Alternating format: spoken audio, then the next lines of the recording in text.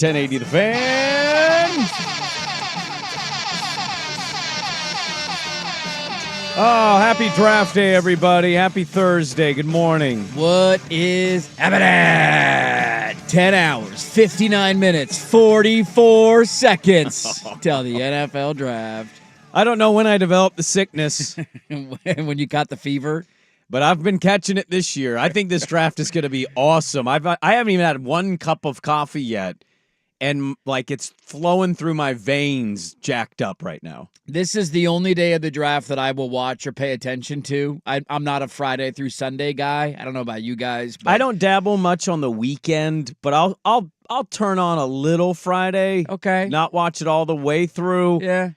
And then I'll probably go through, see the local guys that got picked later in the rounds, Sure. or surprise, hey, that guy fell way down compared to where I thought he'd be at the start of the college football season. Bo Nix was a 6th-round pick. What the hell happened? Yeah, I'll track and see where guys go over the next 3 days, but there's something about the Thursday opening round of the NFL draft that it feels great. It's just amazing. It's a nice reprieve. It's a reminder of how much we love football, and in a year like this where there's utter chaos and you don't know what's going to happen, dude, I cannot wait for tonight. I'm cutting my cable.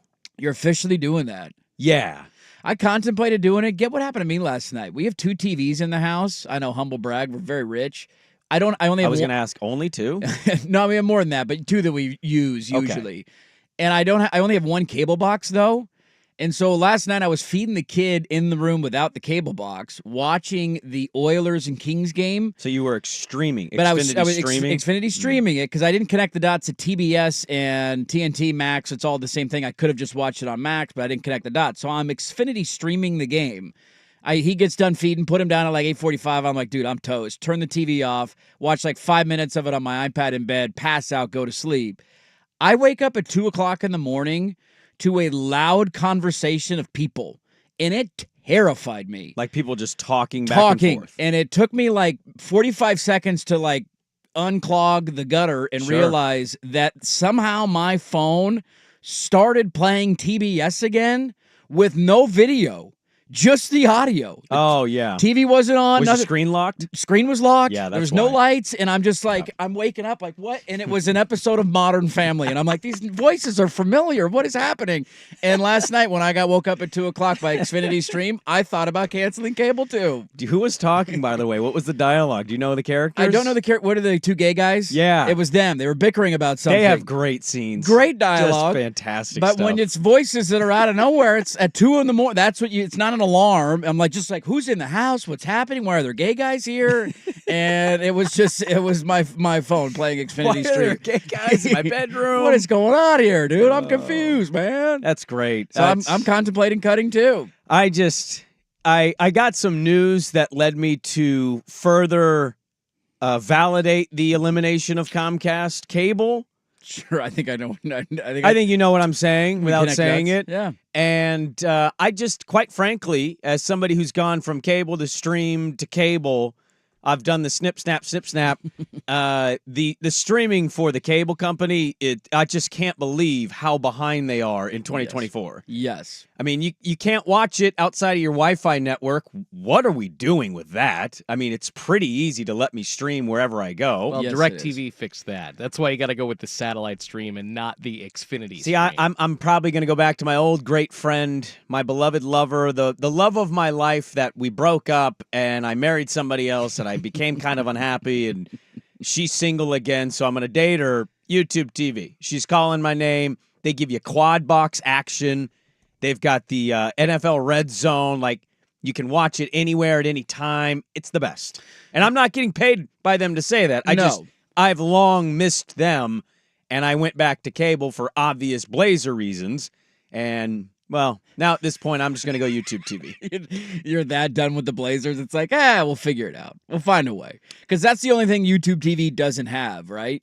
That's the that and the Pac-12 network. But, again, piss off. Yeah. Well, what about the CW? If the Beavs are on CW next year, I'll find a way. I'm not going to center my cable selection on your sports fandoms. Yeah, I think that would kind of be ludicrous, especially college football. It's a 1-a-week event. Yeah, it's just Saturdays. One event a week. Yeah. and like I can find a friend, or I'll just go to I have a beef dive bar up the road at my house. You guys are That's fair. overthinking this. You literally need an antenna to get CW. It's channel 32 Dude, I can't- you're over right. the air. You're right. I can't do that. Though. on, I guys. can't do that. But the quality's not going to be It's as like nice. going back and playing What a do you mean? PS1, dude. No. I can't. Come on, Guys, I got good Twisted graphics. Metal. I got good graphics now. All I right. can't go back to bad graphics. I can't do it. Quick look into the Schulte household. So we stream. Yeah. We've got like all the HBO Max at Netflix. Our parents pay for like half of them. It's awesome.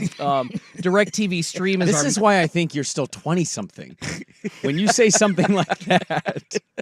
no, there's different services that like we'll pay for, but like my Yeah. dad has always had DirecTV. So and then You share the login. yeah, and he had it before we got into the realm of streaming. Now they're here. So Sure. yeah, he uses it and it's amazing. And I actually had to teach him, hey dad, you're on the coast, you can stream DirecTV. You can do this. Yeah, no, but anyways, there's like a plethora of services that we use, but we still have the antenna just in the main TV room, like with our kitchen and everything, just so we can get 2, 4, 6, 8, and 32. I can watch 1080 The Fan from 3 to 4 with prime time, and I can watch my Beavers. I don't have to stream diddly. It's good. Your It Beavers. costs $15. He's a big Beaver fan. Are you back on our side He's now? a big Beaver fan. Are you a Beef fan now? It's his identity. Are you, He's going back to his roots. You've ditched the yellow and the green? I'm Pack 2! He's Pack 2! Let the pack live forever. Yeah, look at that, huh? Our Beavers. Now, I'm what's the excited. quality of the rabbit ears? What kind of very good. Yeah, Very good. You got Are to you point yanking my chain, Schulte? You Is got it 4K? It's yeah. I With don't rabbit 4K ears? rabbit ears? Yes, because not it's buying a this. digital signal, y'all. Wow. I want you to Yeah. go home today. I'll believe you. All I'm stunned. When you get home today, Yeah. turn on one of the rabbit ear channels, and I want photo evidence of the quality of this picture. Okay, Sounds good. That's what I want. My uncle had rabbit ears on his TV that extended all the way up to his ceiling. Yeah. And I remember asking him, Uncle Chuck, why are your rabbit ears so tall? He goes, because the taller your rabbit ears, the better reception I'm going to get. You're damn right. I'd be like, is that a size real matters. thing? He's like, well, I think it It is. sounds good to me. Remember when you used to have to play video games? You used to have to go to channel 3 to turn it on. Oh, yeah. Back in the day. Why Oh, was yeah. that? How did that technology? That makes no sense to me. I once in a while will change the input on my television to still see the snow. Just the static. Remember the snow? Just to feel it. Black and white all over the place. That means you guys tried to watch the old porn channels like in between like the waves, like I didn't try. I did. Yeah, okay. I mean, Channel 17 and a half. I've never related Exactly. Schulte with an opening of a movie scene more than American Pie when he's basically like, oh, that's a boob. That was literally what I would do. Yeah. The rabbit ears, the snow, Yes. in between Yes. channels. It's funny with the streaming or the paying for things.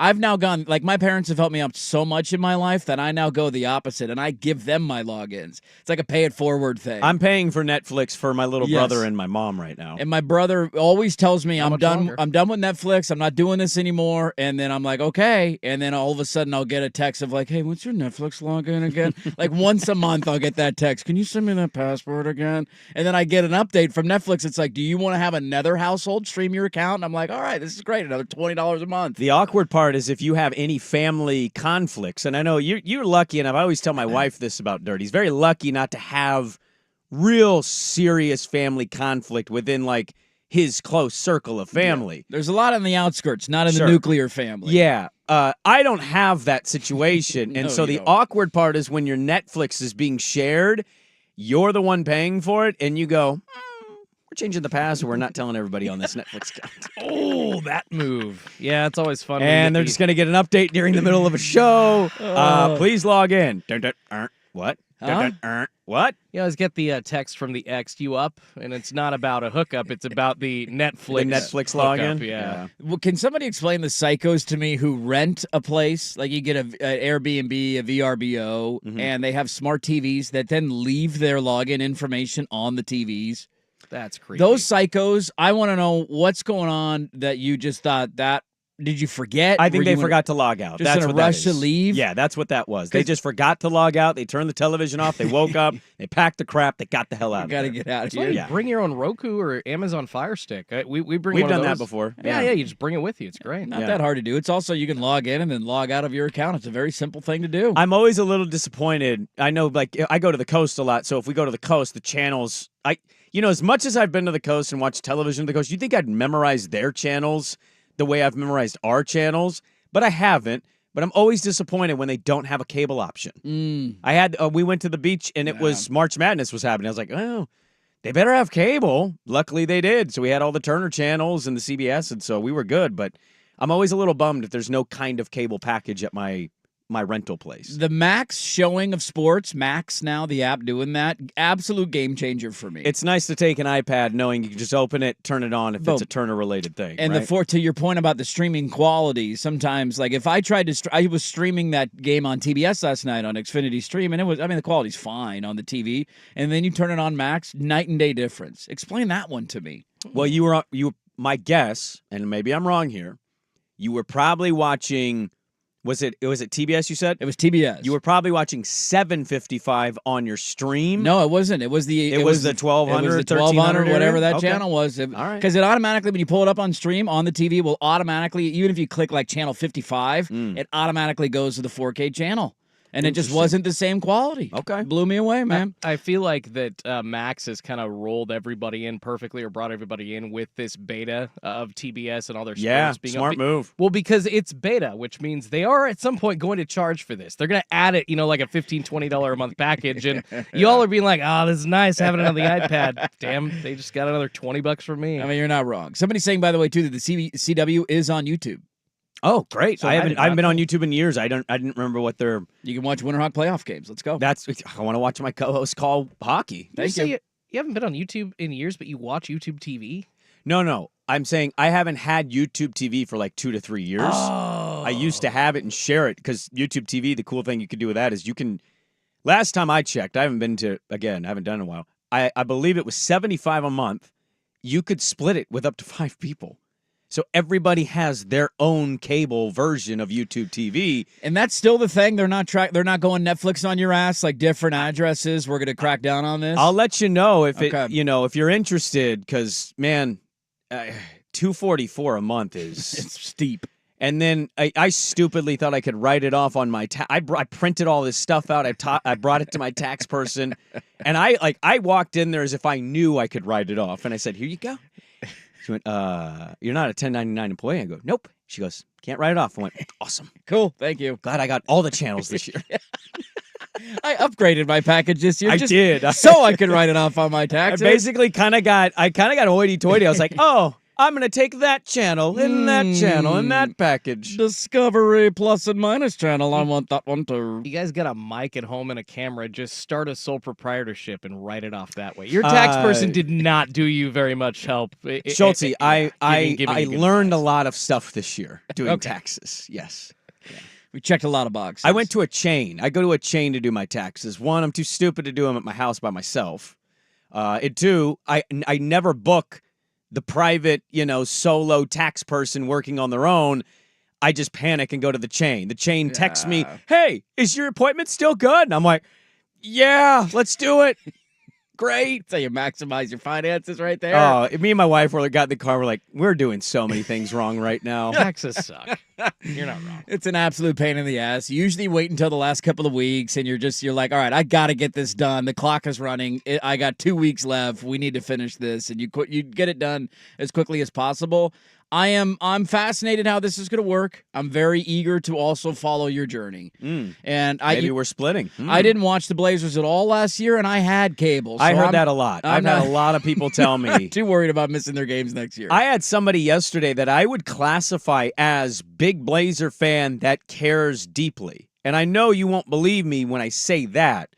Tell me, I can't handle that kind of openly being bad.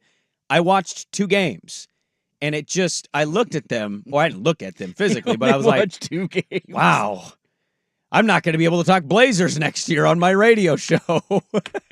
I got 2 in. Nope, I'm done. They're going to be worse next year. That's all I need. Wait till they trade Ant and Jeremy and Malcolm, and they're like, hey, Cooper, flag. We need the number 1 pick, baby. Let's do it. Let's get the best 3 odds. Or wait till they don't. Well, I mean, yeah, they're probably not. They 'cause- lost the coin flip, so like at this point, they don't get it. We don't get any nice things. I've said that for years. Yeah, the other thing too is that how long are they even going to be en route? I know they desperately want out of that TV deal. The Kraken want out of that TV deal. Like, so if you get something there too, maybe YouTube TV, wherever channel they go to, maybe that's on there. And I'm canceling my cable is what I'll say to what you're saying. Okay. That's all I'm going to say. We're not too fearful of that. If the Blazers are smart, they'll do what the Phoenix Suns did, and their owner Joe Tsai said, "We're just putting it out on a local channel for free. We're going to make up that revenue through ticket sales." I mean, the Blazers won't; they're terrible right now. No. But eventually, they could make it up through ticket sales and through other, memorabilia, other stuff like that. you need a rich invested owner to do that. Well, that's enough Blazer talk on NFL Draft Day. I really am excited today, Andrew. I am too. We have a lot to get to. We might have a guest at 7:30. I'll have to text the individual. It's a wild card situation because they're in Detroit. It's Will Birchfield. Birchie the Kid over there at 97.1 The Ticket covers the Lions for the station. Our sister station, 97.1 The Ticket in Detroit. I want to talk to him about what it's like to have the NFL draft in your city. And also the Lions made some massive signings yesterday and might be a team trading and being a bit active in the draft. So our very own Penei Sewell got his $100 million deal. Highest paid lineman in the NFL right now. Character concerns, though, coming out of college. I don't know. I don't know if I'd awful. take him with a first-round pick. Character concerns. He might have to slip. I don't know how I feel about him. Albert Breer should have to send out a tweet saying, I was wrong. That was Albert Breer that did that? It was Albert Breer that reported that people were telling him there were character issues. When that happens, you should say, hey, I was wrong, and we'll move right on. Yeah, or a team told me to say that because they wanted him to drop in the draft, Probably. and I tarnished his character for about 48 hours because an NFL team asked me to do it. Well, we have a lot to get into with the NFL draft. Let's start. Something I heard yesterday that I want to ask you about, Dirt. We'll start there. Dirt and Sprague on the Fan.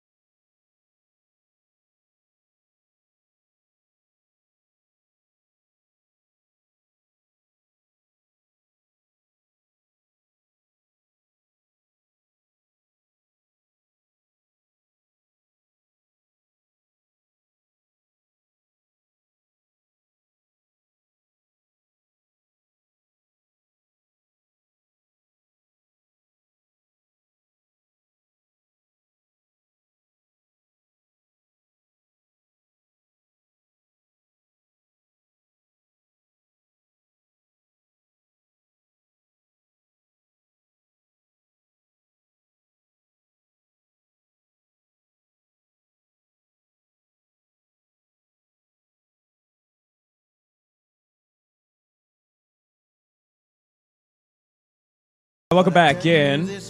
Schultz in for Swigard. Swigard is taking a much-needed vacation to Austin, Texas, so this song is actually pretty fitting for that. No, dude, get right to the meat. Good to have you in, Schultz. Schultz brought his meat. Thanks, guys. You know, I always seem to hit crazy nuke parlays right before I come into work with you. That was a big one last night. Boy, Nuts. $600 on a $2 bet? $6.75 off a $2 bet, man. How tempted were you to go instead of Heat plus 14.5 Celtics money line? No, you mean Heat money line. No, I know. He took Heat plus 14.5. I'm saying, like, everybody thought the Celtics were going to win because every pick was a favorite, basically. The Celtics wouldn't have added any value. I think it was like a minus 900 money line bet. That's true. The 14.5 is just such a big number. I mean, those are the kinds of perfect like lines that you put in parlays because there's such a. It's like it's. Oh, I mean, they did lose game one by like 30 points. No, but he's right though. That's so many. The odds say that like more likely than not, Eric Spoelstra will have a team at least lose by 10 or less. You would think. I got like 0.02% chance to win it anyways. So what do? You try to get the most value for your $2 that you. It's worked more out. It was a lot of entertainment value for $2. Although that would have sucked if I ended up losing. I was gripping during that Braves 10th inning. I'm like, come on, get the base hit, and they did. They did. Hey, come on, chop on, baby. They didn't let you down. I don't want to play revisionist history. You want a massive parlay. How many legs was it again? 12. 12-leg parlay. You will probably never hit a 12-leg parlay in the next 4 years. Just the odds of that say that that's not very common. Schultz saying he can do it again. He did have kind of gave a little bit of, well, that's no. Not saying I could do it again. That was my second one in 14 months. I was on the air the day after the last one. So no, you're probably right. It's so going to be over like a year before you hit the next one, right? It'd be a decade. It's like 10 years. Yeah. But imagine if you would have sprinkled that Heat money line into that bitch. Oh, it would have been $1,000 win on a $2 bet. You don't have the balls to do that, though. Nobody thought they were going to win that game Not a last soul. night. Not a soul. No. You just think you're flushing your $2 down the toilet. There's no chance I'm winning this. No, that is the thought that I had. It was actually pretty funny to watch that. I don't root for the Heat. I think the Heat are going to lose the series in 5. I won't back off of that one. But I did respond in the second quarter to a tweet Danny sent out, basically S-talking the Heat. The Heat fans saw that, and they let me know at the end of that game how they felt about me, which was kind of funny, actually. You got the Heat fans and Clipper fans coming at you on social media? Well, Clipper fans, right now, they're a little nervous. They're not feeling good. I don't think they want me, because I'd have been right on two things. One, Dallas winning that series, and two, Kawhi missed game 1 with an injury and didn't look good in game 2. They poo-pooed both those things to me on Twitter. So I might have to respond to those 11-year-olds once the Mavericks. Give it a couple more games. Let's see how it goes in Dallas as the series shifts back to Big D. I'm not I didn't watch the first 3 quarters of that game because I just assumed that it was going to be a blowout, and then I checked the score at the end of the third quarter, and I thought, oh boy, we gotta go find a TV here and watch the end of this. Look, the Celtics are going to be fine in this series. It just backs up the opinion that they're playoff frauds. It backs up that opinion that they're not a trustworthy team, that every year in the postseason there's something wonky that happens. You don't think Miami's just maybe Dude, they don't have Jimmy Butler. They're an 8 seed. They're barely above 500. They also shot 62% from 3. You're not going to lose very many games when you shoot 62%. How many of those were just bad defense because the Celtics thought they could roll out? And I didn't watch the first 3 quarters, so I don't know how many of them were wide open. So you go ahead and answer that question. But if you shoot that percentage from 3, like not all of those were contested. You can't tell me you're shooting 65% from 3 with all contested threes. I think one of my favorite things about doing this show with you is how we've both grown as sports viewers and fans, and how you've openly said, now I'm going to watch the NBA. Yeah. And then you also say, I didn't watch 3 of the 4 quarters. No, I'm giving you my How takes. many of those were bad defense? You're quite literally asking. It sounds rhetorical, but you're actually asking me. Literally asking you. Because you didn't watch it. They took 43 3-pointers and shot 53% from 3. Yeah. How many of those 23 makes were wide open? They had a lot of good looks.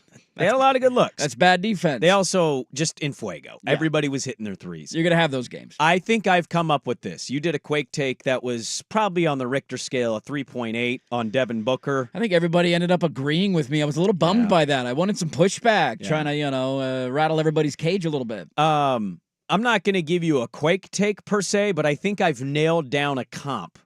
As we open with NBA, and I didn't want to open with the NBA, actually had NFL on my show sheet here. That's an embarrassing loss, dude. It's pathetic. You don't have Jimmy Butler. You lost by 10 at home. you want to know how pathetic it was? Yeah. I turned on WEEI on the Odyssey app to hear the call-ins on the postgame. Phil and Southie, go. Well, let me tell you. Fire Joe Mazzulla into the sun. This team blows. This team blows. You'll be back. Tatum has a noodle arm. No, it was funny to listen to the calls. I finally gotten the comp nailed down. I'm not doing a player thing. I'm not going to say so-and-so, though you know my text about Tatum to you yesterday. I felt that way for a while. Yeah. I'm tired. I'm exhausted of putting this guy in the top 5 of the NBA. I keep listening.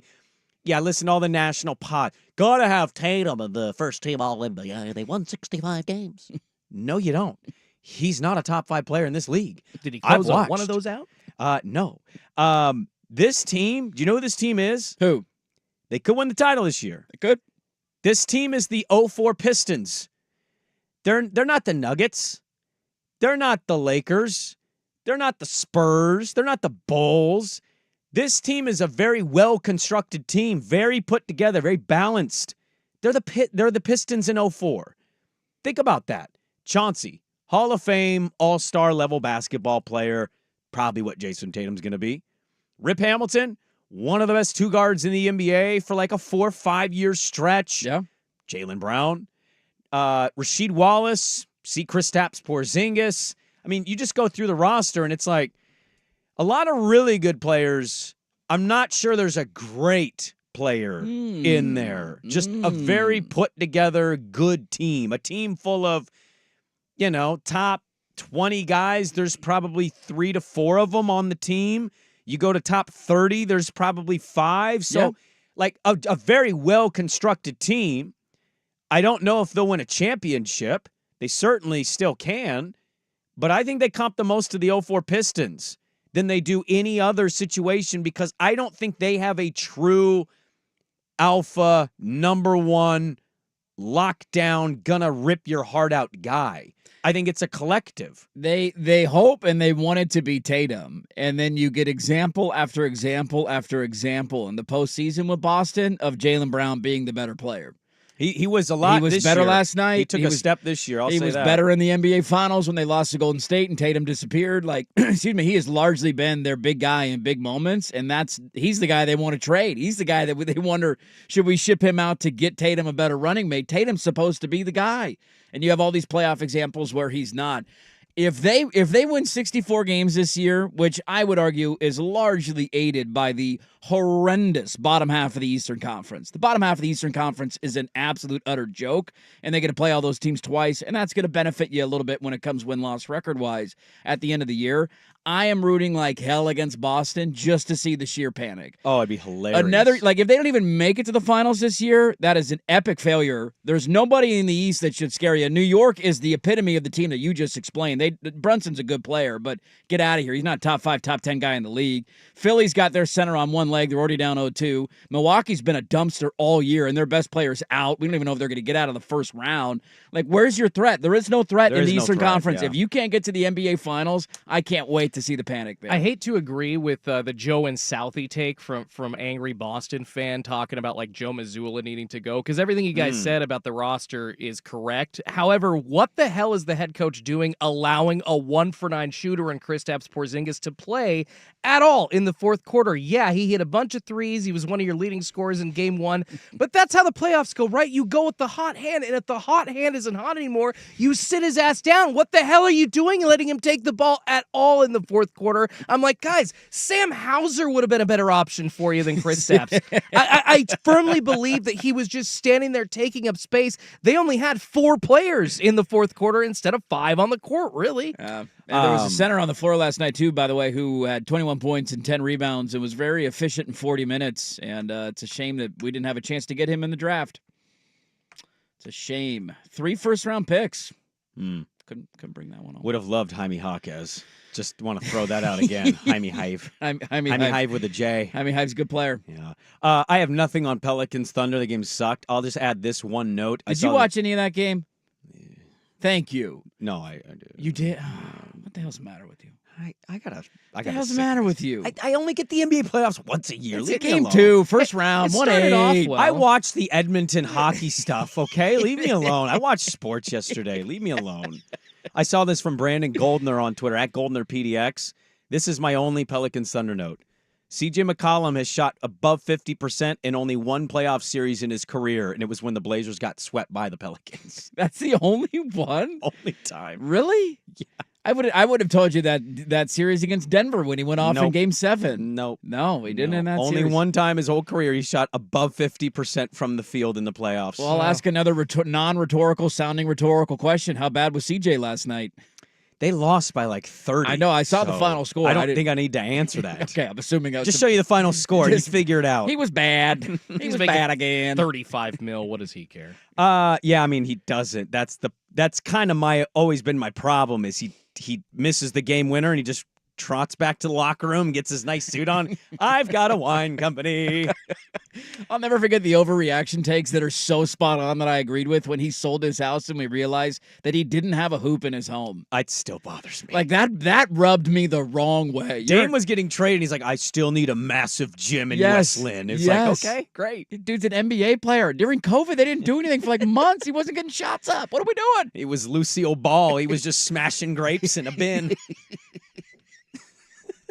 All right, let's get out of this NBA nonsense. Yeah, okay? enough of that crap. Enough of it. Something I heard yesterday, NFL draft related. I'll tell you what it was and how you feel about it. Next on The Fan.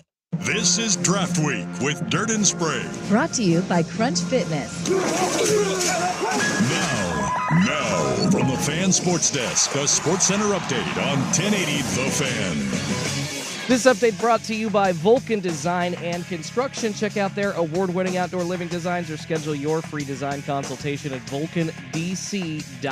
First on The Fan, a couple more Game 2s in the NBA playoffs last night, starting with the Heat evening up their series with the Celtics at a game apiece after a 111-101 win. Tyler Hero hitting 6 3-pointers, Cody Martin adding 5. Then the Thunder absolutely demolishing the Pelicans 124-92, taking a 2-0 series lead. SGA leading the way with 33 points. Chet Holmgren adding 26. Tonight, 3 game threes on the slate. The Magic try to win one at home against the Cavs at 4 p.m. They're 2.5-point favorites. Orlando is tip-off at 4 p.m. on NBA TV.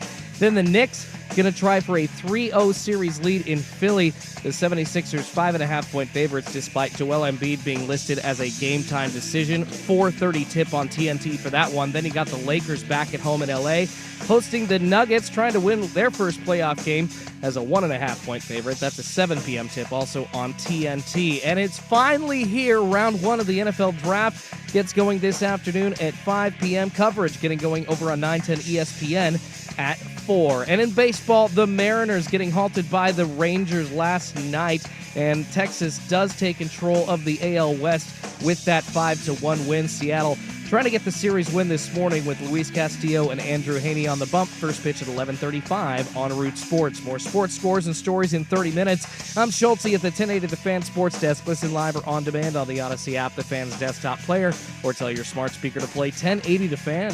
Save the date. The 10th Annual Fan Golf Classic presented by Autotown GMC at Langdon Farms Golf Club will tee off on Thursday, July 11th. Keep it on The Fan for details. No time for a traditional in-ground vegetable garden? Mr. Plywood stocks all kinds of cedar for building your own raised beds. And the experts at Mr. Plywood can even give you advice and tips so that you can enjoy fresh homegrown vegetables all summer long. Serving the greater Portland area for over 50 years. Online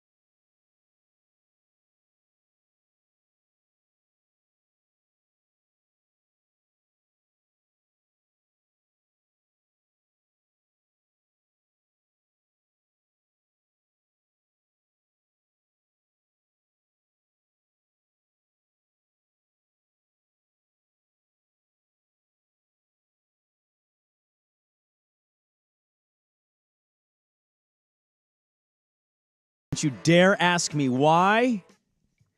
I was listening to sports radio WIP in Philadelphia yesterday. Mm-hmm. And I was listening to their afternoon show because I'm always curious around draft day or draft time what some of these markets are talking about. And I heard something interesting. So they were talking about their draft perspective. I believe Philadelphia is sitting at somewhere like 21. Sounds about right. Somewhere close to that. And they were opening their show, our good friend Spike Eskin, with what they think the Eagles should do. And they have a guy on there, the young Sparky on that show. I think it's somebody that's sub 30 years old, but he's in Philly. He's grown up a Philly fan, so I got takes. The hot take generation. And it was an interesting one to listen to, just in the how you feel about it thought process. If you go back and look at the draft history of Howie Roseman, now they took Jalen Carter last year. That was a debatable pick. They did. Carter had that, sketchy stuff happen before the draft, and he fell a little bit. They took him. Yeah, the car racing incident. He started out great, did not end the season well at all. He fell off. He was a non-MF factor for them. Yeah. And his take is, Howie Roseman better not be a coward. Go draft the best defensive player available.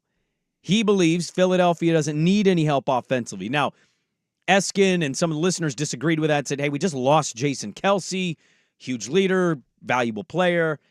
Find a lineman if you need to. And his point was, Roseman is too much of a coward to draft defense because he never successfully drafts defense, so he's going to draft offense because he's too scared to draft defense. And it was interesting. They went through the list of people he's drafted, and he kind of made a point, but what I found interesting was the rebuttal was, if somebody's really good at drafting something, don't you want him to keep drafting at that versus right. The other guy saying, well, he's too scared to draft the other side of the ball, but if you're not good, learn how to be good. Learn how to get better drafting that side of the football. And I got to be honest with you, Dirt, we don't have an NFL team. I'm incredibly jealous of every market that has an NFL team today. Yes. I don't know where I land on this side of the coin. I kind of agree with the theory of go with what you're good at, but I also do agree that if you're bad at something, get better at it. Yeah, it's so funny because I feel like whether it's a evaluation problem, a scouting problem, or just sheer luck, like eventually you're going to stumble into a right pick. Even a bad GM can stumble into the right pick at somewhere in the draft, whether it's first, second, or third round. I pulled up their draft history just to look at defensive players the last couple of years. Some of these guys you're talking about like fringe level DBs, and I'm like, I don't know if he's that good or not, or what the feeling is or take on him is. But you mentioned Carter. Nolan Smith was their other first round pick last year, and he was fine, but I don't think he jumped off the page. Jordan Davis has been good, but I think there's always concerns about his weight and how in shape is he late in the season. Nakobe Dean they took. They've just been drafting Georgia defensive players the last couple of years, which you would think wouldn't be a bad strategy there. The Eagles are fascinating to me because they're in a really interesting spot. 2 years ago, they were the up-and-coming, oh, my God, here come the Eagles, look out. They almost won the Super Bowl. They would argue without a bad call, maybe they do win that Super Bowl. Then you fast forward to last year, they start 10-1. The season crumbles. Their head coach is seemingly walking the plank. They're going to kick him off the ship. Then they decide to keep him. I think you're having questions about where your franchise quarterback fits in the general conversation at that position. You're replacing one of the most beloved players in that locker room and one of the best centers in the entire NFL.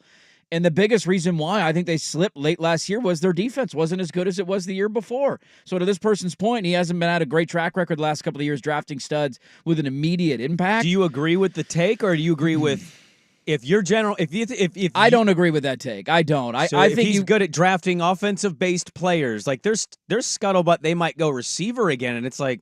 Well, I think a lot of that has to do with what's the plan with A.J. Brown. We talked about that with Instagram and him liking and changing his picture. Are you trading him? Is he on the move? If you stay at 21, I wouldn't imagine you're trading A.J. Brown. If you move up then and draft a receiver, then I assume that maybe is in the works. They could also move him for another pick, and then maybe they like one of those receivers that slips to the second round. We were just having a conversation yesterday off the air about Troy Franklin. Nobody's talking about Troy Franklin. Oh, dude, he's falling like a stone. Yeah. I don't know what the reason is for that. I don't know if his combine numbers weren't good enough. His combine numbers weren't very good. There were people that talked about he had a little bit of the dropsies in some of these workouts, and we'll see. He may end up in a great spot, but from where he was versus where he is today, it feels like there's 10 to 12 receivers ahead of him in some of these mocks. I think a lot of it too has to do with there's a premium on that position, and the top end guys in this draft. I think you're going to see a run on them tonight, and then everybody's going to get their fill of wide receivers. Oh, I think we're going to get 6 to 7 in the first round. You very well could, and then all of a sudden, all these other positions are available. And so, if you're a team that's like, yeah, we would like a wide receiver, but this defensive lineman fell to us because all these quarterbacks and receivers went, we got to take advantage and draft this guy. I think if you're in Philly's spot, you have to go best available. There's not one thing that they need. They need help offensively. Their offensive line wasn't as good last year. You're replacing Jason Kelsey, and their defense crumbled in the back half of the season. And so there's not really a wrong answer. I don't buy into the theory that you're good drafting one side of the ball and bad. I think all of this is a massive roll of the dice, and it just takes one guy to change that narrative. If you were to apply that logic to our core 4 sports team locally, it'd basically be us saying, just draft Reed Shepard out of Kentucky. He's a 6'3 guard. That's right in wheelhouse. Right in the wheelhouse. We can draft guards. We can't draft anything else. Not lately. Not lately. Nothing else pans out for us. I just thought it was an interesting take to run with, and it was a really good conversation, and it did make me think, if I had an NFL team, I think I'm siding with just trust the process, I guess, basically. Like, if they go defense, great. But like calling them a coward, yeah, I don't think a general manager operates in being a coward. Dude, that guy has led them to a Super Bowl championship with Nick Foles as his head coach, fired that head coach, brought in another head coach, and got to another Super Bowl. Like, they're one of the most stable, well-run organizations in the National Football League. They're going to be just fine. But I think Philly does highlight something else that's exciting tonight. And that is, we're all focused on quarterbacks where they go, all this great wide receiver play. How many big trades do we get? The Niners and Ayuk, the Eagles and A.J. Brown. I don't know if something happens there.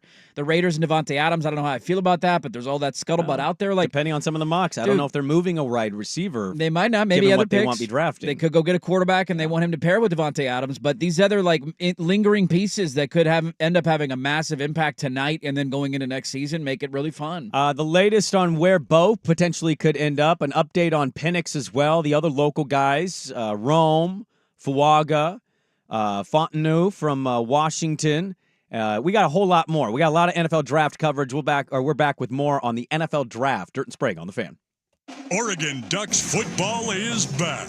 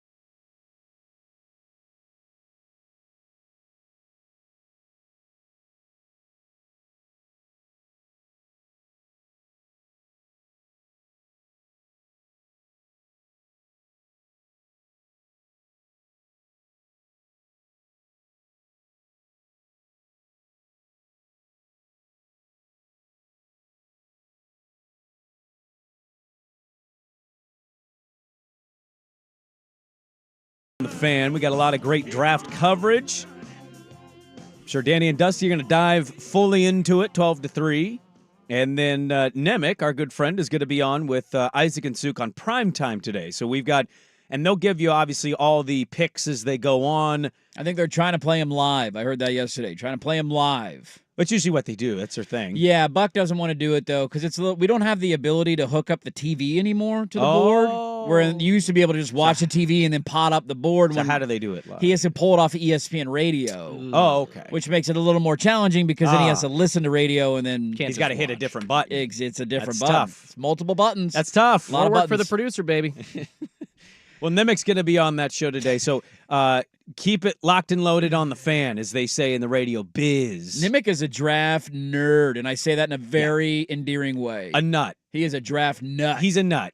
You can get me in first 2 rounds, largely the first, but I'll dabble in the second. That dude is like, I think this is good value pick in the 4th and the 5th, and I'm like, I've never heard of that name. He impressed me making so much money with his predictions. Like, because you can go bet basically any book like on when certain players are taken. He hit like 4 out of 5 of his biggest like nuke bets. I was like, bro, he had like 2 parlays. I gotta text him today. What are the We need maybe call him, have him text him. Let's get the draft gambling nuggets for tonight. Well, I do get the text from him. One of his biggest ones is value-wise is Neighbors. To be picked before Harrison Jr. and any other receiver, it's plus... First wide receiver off the board, Malik Neighbors. 4,000, and if you've read the noise lately this week, it feels like everybody's trying to say, and maybe again, smokescreen stuff. Could be a smokescreen. That Neighbors is actually their favorite prospect, not Harrison Jr. I don't think I buy that, but man, if you take it at those odds... It'd be wild. And you put 50, 30, 40, I mean that's 400... Like 400 to 1, that's great odds. You mentioned the other day how Caleb Williams has been the easy number 1 pick for basically 2 years now. Like, we've all known that. Jaden seems to be pretty locked in at 2 as he well does. today. I feel like we've done that at wide receiver, and that would be bananas. It would be. Like, Harrison has been the number 1 guy for 2 years now, and if he doesn't end up being the number 1 wide receiver drafted, that'd be wild. We'll give you an update of where Bo Nix is projected to go. I think everybody would be pretty happy with this. Oh. Penix Jr. is starting to go up some of the mocks as well. So we'll get into some of the local guys. Fontenot. Well said. I've said his name 9 different ways. Well done. Obviously a great player at Washington. Well done. He's going to be one of the linemen from the Pac-12 in the Northwest taken in the first round. Yes. Fuaga, the other one. We'll see where he goes. Interesting note Dirt gave me today that he would be, what did you say? He'd be the first Oregon State player in the top 10 since Terry Baker. Wow. Which it's Go Beavs. When you hear it, it's not that surprising, but I would have guessed somebody along the way. Steven Jackson. I know Cooks was back end of the first round. They've had some good offensive linemen. Good offensive linemen. Sayamalu came in. Everybody thought he would end up being kind of one of those type of prospects. Who was the D lineman that broke the record at the combine? He was a first-round pick. Stephen Paya. Yeah, he was a first-round pick. I know not top 10, but I was so wrong on that one, too. Yeah. I thought that dude was going to be great. We all have our bad draft takes. Turns out the length of your arms at that position does help. It matters greatly. He was short-armed. It also helps you bench press and set a record when your arms aren't as long because you don't have to push it up quite as far. Yeah. I don't think Fuaga is going to be a top 10 pick, but he'll be probably top 15, if not at least top 20. He's hovering in that area. Deservingly. Yeah. So the latest mock I saw actually had, I think, the Eagles taking him at 16th overall in a trade where they move up and trade with Seattle. The crazy thing about all those mocks is you see him at 10, 16, you see it at 8, and you're like, God, what am I supposed to believe here? I mean, there's nothing to believe. That's why I love today's show, but I also hate today's show. No, I love it. Because what do you hate? What do you hate about it? We're wrong? Or No, it's not a wrong thing. Right? It's just more of a, I'm so tired of the flooding of the airwaves with bad information. And all these mocks and all these reports and all this speculation. Nobody knows what the hell's going to happen tonight. Like, Nemec, you take a flyer value bet on Neighbors going higher. Like, all right, that's fine, but there's not a concrete thing that's going to happen. I read a mock in a piece. Well, the odds say it's not actually. The odds say it's not going to happen. Yeah. But Rossini had a piece yesterday that said Michael Penix could go as early as the 6th overall pick to the New York Giants. That's the thing now. It's like, okay, well, I thought he was going to be a 2nd-round pick. Now he's the 6th overall pick. I don't know what to believe anymore. I just want to sit down and watch a draft and then react to it tomorrow. But it's fun to react to the unknown and then watch it and react to what actually happens. That's what I like about it. It's fun. Like today, every year, by the way, this is going to generate maybe 13 to 17 million viewers. Big number. So anyone poo-pooing this, not reading the room. It Is is there anybody that poo-poos the NFL draft? of non... the NFL draft. He's not poo-pooing the draft. He's poo-pooing the 17 mock drafts that we had starting on December 20th of what the picks were going to be today. I think we're all a little sick of that. God. Well, but Just to get Yeah, clicks. I don't No, think hold I don't on, think hold he's on. accusing me of poo-pooing. I No, think we're all confused right now. I'm No. not poo-pooing the draft. I poo-poo Yeah. the amount of noise. I love the NFL I'm draft. saying the general idea of poo-pooing the first round of the NFL draft is kind of nonsense. If you took NFL and college football games out, is this the fourth highest rated sporting event of the year? Because the Olympics probably are going to beat it. Yeah. There'll be something in the Olympics that everybody watches. And again, it's like 25 million viewers or something. But outside of that, what event is beating the NFL draft? And a non-Olympic year and a non-Caitlin Clark Final Four. I think it There's could nothing. beat Caitlin Clark. It wouldn't shock me if it did. What was the number she got in that Final Four game? 18, Or national championship? 18 to It was 20? about 18. I want to Yeah. say. So you're probably somewhere in that ballpark tonight, So I which is insane because it's just reading off names and you don't need to watch it live. well, and Schultz's point, like how many mocks we do. I hear you. I get it. I'm they're excited about today. Well, they're clearly getting written because everybody's clicking them. yeah, we're all clicking it. And then we're all going to watch on. I don't understand the poo-pooing of the situation. It's a massive sporting event, and it's the number one sport in America by a galaxy. This is how you build successful franchises. Yes, it is. And I once was a poo-pooer of this, and I've become obsessed with the first couple rounds now. So I hear you. I get it. Today, Kevin Costner usually trends, and I read a story that what's the guy? We were just talking about him the other day in Horrible Bosses, the actor, the bad boss, Colin Farrell? Colin Farrell. Thank Yeah. you. Colin Farrell said that he doesn't remember filming a single second or promoting the movie Miami Vice because he was going through an addiction and he had to go to rehab after Miami Vice came out.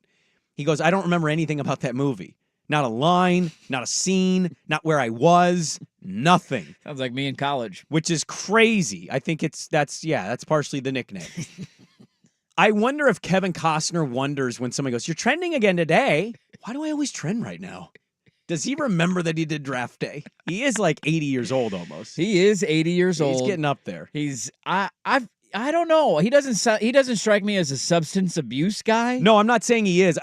He's done so many Yeah. things. Yellowstone's blown up and now it's being rewatched by everybody. The He's way coming Breaking out. Bad Have you was. heard about his new movies that he's making? No. He's doing like a whole Western trilogy movie thing that he is personally financing.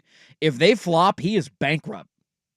Well, I 'Cause mean, he couldn't his find- divorce is kind of, I think, Well, sure, lending that's him part of into- it. But he's trying to do this like 3-part Western saga of like, settling and Indians and the whole, Native Americans, the whole thing. He's trying to tackle the whole thing in like a trilogy. And he couldn't get his studio to bankroll it. And so he's like put his house up. He is financing the entire thing on his own. Wait, he's doing it, but he's not going to be John Dutton? No, he's not. I mean, This we're is- going. Oh, God. No, he's He'll, not. he'll get the Yellowstone carryover. I think people will support it. No.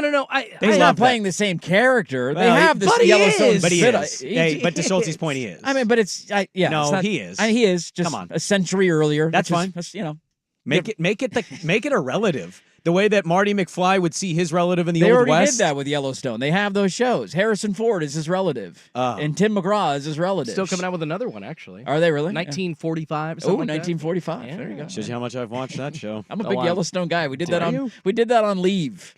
I watched every episode of that thing in like 2 weeks. Wow. We're just hanging out. We couldn't do anything. We weren't moving. Baby's sleeping and waking, feeding. Happy Kevin Costner Day to the Cleveland Browns and Kevin Costner for draft day. Are the Browns going to do something stupid? Likely tonight. They will screw it up. Well, I want to talk about that as well. I think there's organizations that reputations are changing, but we'll start the second hour. Will Birchfield will hopefully join us live from Detroit. What it's been like to host the draft, and also the Lions signed our boy Penei Sewell to a monster contract yesterday. St. Brown got a massive deal as well. I think John Lynch saw that and went, damn it, Ayuk's going to get $30 million. Now I got to trade him. Oh, I don't know if you need to, but loaded second hour. Where's Bo Nix going to go? Next on The Fan. Business. It's all the things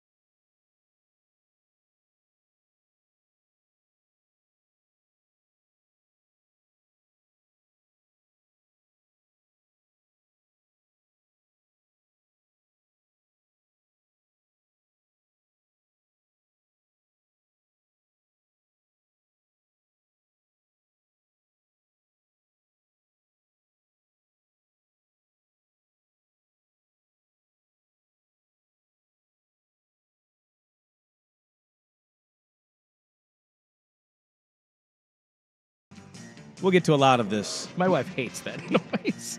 Really? She knows The today. like pick noise when The it comes ding, in. ding, Yeah. ding, that little chime. She's like, nope, we're going upstairs. That's why I got two. You got to have multiple TVs, man. One room's draft. One room you go watch whatever you want to watch. We've got 5. Wow. They're not great. They're the Humble cheap. brag. No, We've they're- got 4. They're I know, I the got cheapest 4. Black Friday TVs that you could have found. One of my TVs, I've had TVs, like I have a TV in my bedroom that like kind of doesn't work. Like the bottom has got this weird line and it's a crappy TV. I feel like that's everybody's TV in their bedroom. How often do you watch TV in your bedroom? You know, we actually talked about taking our TV out of a bedroom. Yeah, we could do the It's same. probably not good for you, and it No. just seems more calming with no television. Yes, we hardly ever turn the thing on. I usually watch my iPad in bed. I do too. One of my best TVs that works is my garage TV. I bought it in college at a Target Black Friday sale for $200. It still works. Hell yeah, brother! great. Is it like a flat screen that's like a little bit wider? Yeah. The old Yeah. they kind of. It's a Westinghouse, and everybody was like, "Oh, you bought a Westinghouse, you idiot! $200. There's a reason for that. It still works."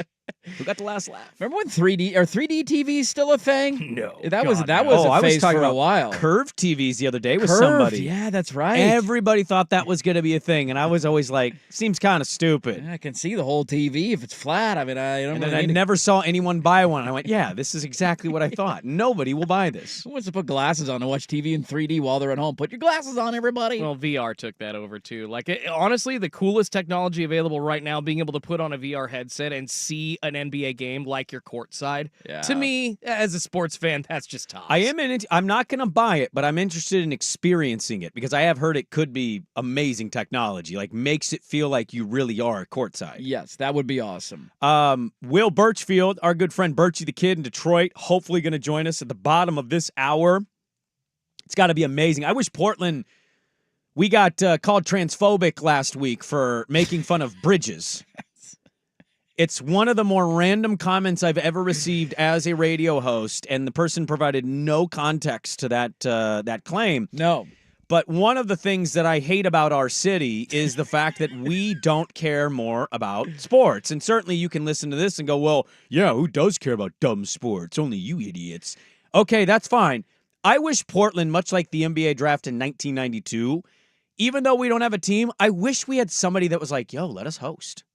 I would love to host a draft. I mean, we would never get the NFL draft, We but never that would would. be incredible. How phenomenal would that feel, having It'd the be s- NFL draft in Portland? Dude, I had a buddy who went to it when it was in Nashville a couple years ago, and he said it was so awesome. Just the stage and the way it was set up, and everybody's out boozing and partying and watching the picks, and you could hear the sound. Fan bases screaming or booing or cheering during pick. Like, I'm skipping work today if I'm in Detroit.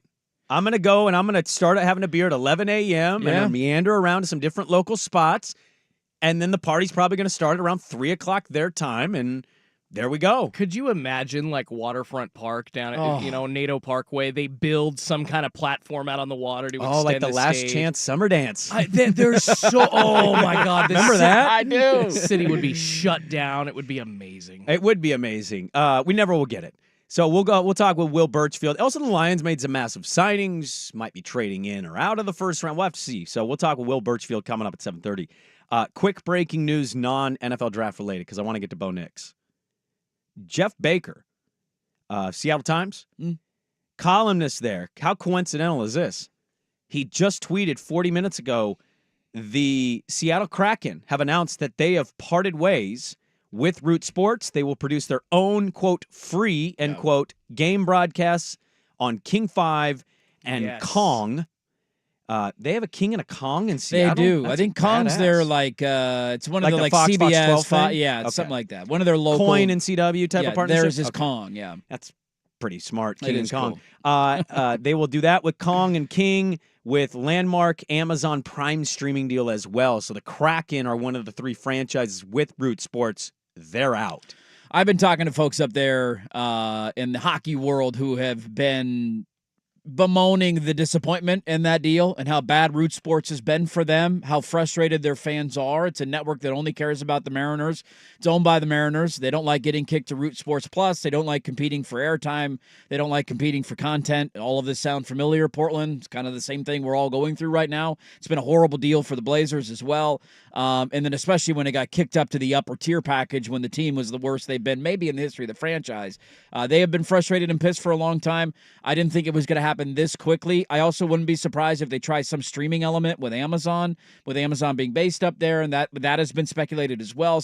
They are with the landmark Amazon Prime streaming. Oh, sorry, I missed that part. I was reading a tweet. I missed that part. So that's good. I love all this. It's on local. It's on streaming. It gives you different ways to watch it, and you don't have to jump through 15 hoops and pay a $250 cable bill to be able to watch your team. So a Kraken are off a route. That leaves just the Blazers and the Mariners for now, though I know Danny has teased some stuff with his Patreon. We'll have to just kind of wait and see, but Kraken announcing something today. Lot NFL draft stuff to get into here. I want to start with our local guys, Bo Nix, Michael Penix, the two quarterbacks. And look, this is no disrespect. The odds say the linemen of the draft from the local product schools are going to actually fare better. Yeah. Because quarterback is sub 50% hit based on that stat from ESPN yesterday. So having the Washington linemen, maybe JPJ, Fuaga, all be good players, I think, in the NFL, won't shock anybody. Nope. The quarterbacks are the most interesting because they are the big needle movers. You mentioned Penix earlier. He is rising up in a lot of mocks. The last couple mocks I've seen have him sneaking back into the first round. And one hot spot for them is the Raiders. They have been linked to him for quite some time. The hot spot for Nix for a long time in Vegas was the Broncos, which, by the way, kind of a wild card team today. They don't have a lot of draft assets, but they also have one of the worst quarterback rooms in the National Football League. You're either going to tank because, I'm sorry, you're not winning any games with Stidham and Zach Wilson. No, it's a horrible quarterback room. Or you're willing to say, F them picks, let's move up and get one of these dudes, whether that's McCarthy or May, or we'll have to see how that shakes out. Because I think Caleb and Jaden are a done deal at 1-2. It kind of feels today like that's a sure thing.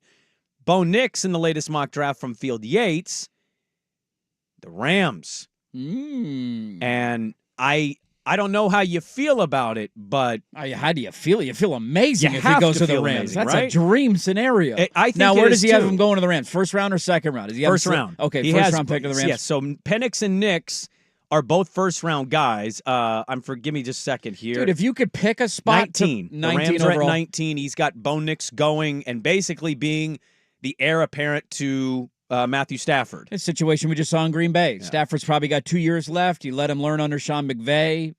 It's a well-run organization, one of the best offensive minds in the league. Starting quarterback at 26. Dude, let's do it. Who the hell cares? These guys don't make it usually more than 5 years, so why does it matter if he's 26 or 22? I think if you could handpick a destination, there's not many that would be better than L.A. if you're Bo Nix, whether that's a first-round pick or a second-round pick. I did enjoy, I saw this come out the other day because there's the narrative that he threw a lot of checkdowns. He was check down Charlie. That's all Bo Nix did. And somebody did put the stat out there that he had more completed targeted passes of 10-plus yards last year than Jaden Daniels. And then this one blew me away. He threw more touchdown passes, 10-plus yards down the field last year than Michael Penix Jr. did. And I would have never believed that because Penix, we all saw him air the ball out, and it felt like Oregon was more of an underneath offense, and you see numbers like that, and they kind of fly in the face of that narrative. I do think that, can I just... Yeah. And this isn't meant as like some debatable, I think this is a perfect spot for him, actually, Rams. What did you say, the 10 yards plus 10-yard completions more than Jaden Daniels, 10-yard touchdowns more than Michael Penix. My only rebuttal to those, I guess it doesn't matter. I would just say I don't know if he threw as many as Daniels, so it's like you're not as volume on that.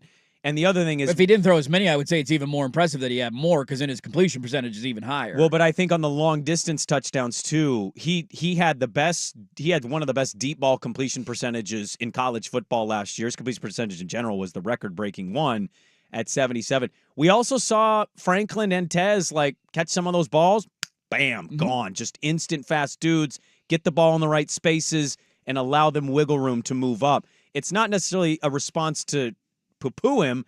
It's just I think some of the check down stuff is fair, But that doesn't have to be a bad thing in the NFL to say, I'm making the right reads and decisions with the right guys. Also, how many of those are called design plays, right? Like there was a highlight going viral of the Texas Tech game in which they had massive completions on like tight end screens behind the line of scrimmage. Yeah. And there was these stats out there of here's how many yards he had throwing behind the line of scrimmage. It's like, well, dude, it's a screen. It was a well-designed play, and it broke big. That's not Bo Nix's fault that he got 70 yards throwing the ball behind the line of scrimmage because it was a well-designed play that went to the tight end.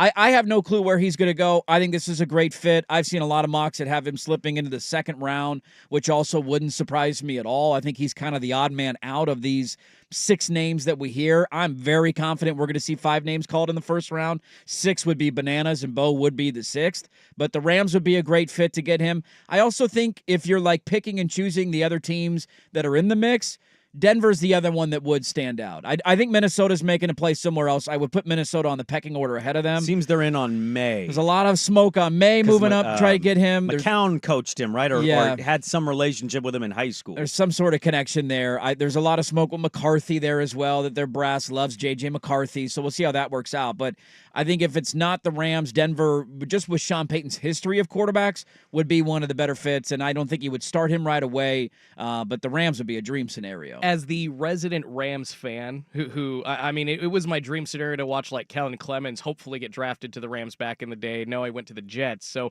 now to see that happen with Bo Nix, with that offense, I personally think that offense is so good, Dan Jones would succeed in that offense. So it's a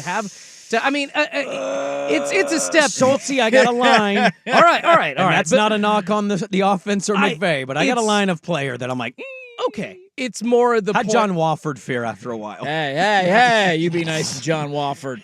Didn't fair. John Wofford almost beat the Seahawks in a playoff game? Didn't he beat the Seahawks? No, I believe he did beat the Seahawks, but damn right he did. it didn't go much further than Get that. you one of these. That's a playoff win, bitch. The point is just to illustrate how talented the Rams offense is. It is, yeah. And Sean McVay, it would be interesting to see him use. I believe this would be his first ever first-round pick on a quarterback to succeed Matt Stafford. While I want that to happen, you mentioned the second round, him falling to that would probably be better value for the Rams because guys, we're looking at 5-6 first-round quarterbacks. What value is it in the first round taking the third or fourth best quarterback? Well, what if they're not the third or fourth on your list? What if they're 2? See, but what if they're 1? Yeah. See, that's the thing about Bo Nix. It's a interesting. dangerous game. It is a dangerous game. Bo is interesting. If you're to give a take, right? Give a take. You're on sports radio. I don't think he's a franchise guy. And I have a bet with a listener on this. But I will tell you, if he goes to the Rams, I'm mentally preparing to pay off that bet because I trust Sean McVay. There's just a handful of coaches in this league I trust, and McVay is absolutely near the top of the list in that. So it's a match made in heaven. Here's the interesting part on Stafford. If they do indeed take Bo Nix at 19, aren't you kind of saying out loud without saying it, we have 2 years of Stafford and that's it? And here's the interesting thing. Matt Stafford last year played 15 games, 9 games the season before, and then 17, 16, 8, and then he pretty much was healthy most of his career outside of the second year in his career when he played 3. Stafford was good last year, but I think we all see the same thing with him. He's amazing. He takes so many hits where it looks like he's physically broken that I think without saying it, the Rams and maybe even Matt Stafford are telling you this is about 2 years left. So Bo needs to get ready, or whoever they take, if they take a quarterback, has to get ready. Because you're not taking a guy, I think, and stuffing him in the back the way they have with Love and Rodgers in Green Bay. I think there's like a 2-year window of sit next year, sit the last year. It'll be Matt Swan's song, then you step in. It's funny you bring that up. They have an out of his deal after 2026. So in 2 years they can get out of that contract. So his cap hit 49, then 50 million. He's making a ton of money. They can get out of it after 2 more years. He's 36. He's going to be 38 by the time that deal runs out. He looked like he was in pain in that Detroit playoff He does every game. week, man. He's still playing at a decent level. They almost beat the Lions, who damn near went to the Super Bowl this year in Detroit. Like, they were in that ball game. They just couldn't score touchdowns in the red zone. They kept having to settle for field goals. So I think this would be a great fit, and I don't view him the same way as some of the other like Rodgers was a little more controversial because he was coming off like MVP kind of seasons when they went and drafted Love. Stafford's a great player. He won a Super Bowl a couple years ago. There's questions about his health. There's questions about his age. I don't know if I love Bo going in the first round, but I'd be a fan of the destination. Completion percentage also dropped by 6% last year for Stafford. So they slang the rock a little bit. All right, a little bit more on this, and the back end is important. That's next on The Fan. The Fan Merch Locker is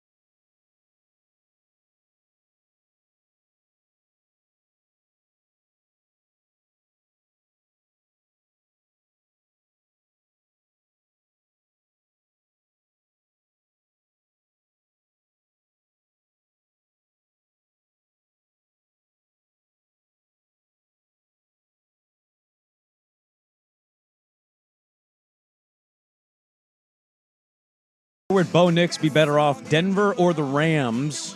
There's some mocks with Bo Nix in L.A. There's a lot of others that believe Sean Payton will find his quarterback and draft him. To wait and see on that one. You can vote at Dirt and Sprague. Root is collapsing quite literally. The local network, if you're just tuning in, the Kraken have left. So we'll have to wait and see what our beloved Blazers do, if anything. If it costs any money to get out of that deal early, they're not paying that money. Boy. A good owner would help. Another local network just crumbling in front of us. Comcast Sportsnet, Northwest first. Here comes Root Sports. I mean, Root Sports is terrible. Their streaming platform is terrible. It's on a tiered cable package that many people can't afford or don't want to buy, or the numbers are down. Like, it's a horrible deal. I text our guest, Will Birchfield, because he had said, I'm probably good, but I'll get back to you. Beep, beep. And I asked him if he's good. He hasn't responded yet. So I don't know if we're going to Detroit next, but I'll let you know. Hey, I'll give him a call, Yeah. and if he doesn't answer, he doesn't answer. No worries.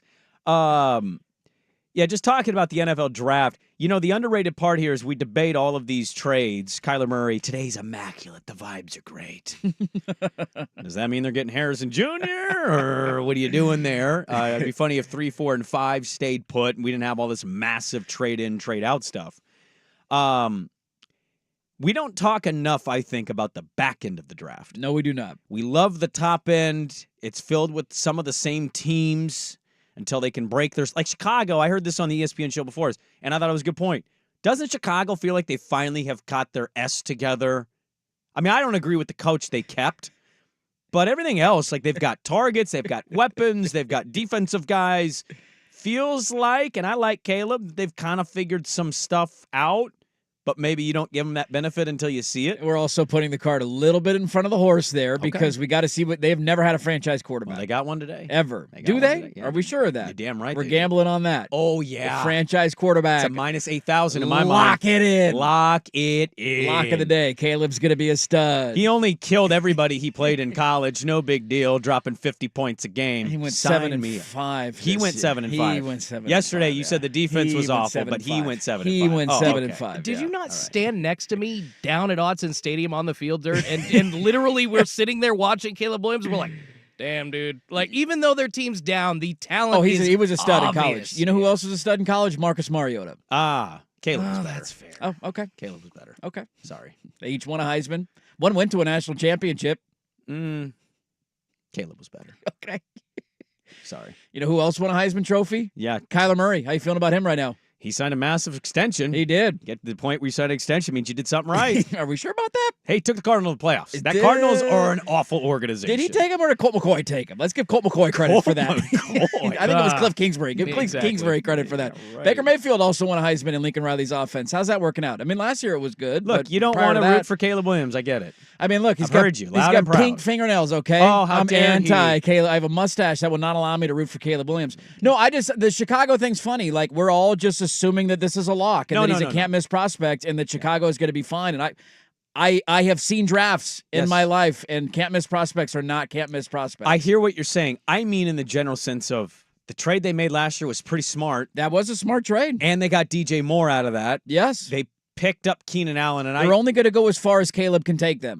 Well, the coach matters too here. Sure, and I don't think they brought the right guy back. I tend to agree with that part. But I'm saying how they're being run feels a little more responsible. I'll give them that. And Can then we at least just agree on that? They had a stadium unveiling yesterday, and they opened with a prayer, and everybody got pissed in Chicago because they were thanking the Lord for tax donations that the citizens are going to have to pay for a new stadium. Well, the funny thing about that in Chicago, you're right, they had a prayer. Shane Reardon, who is a executive producer at 670, he's really good at his job.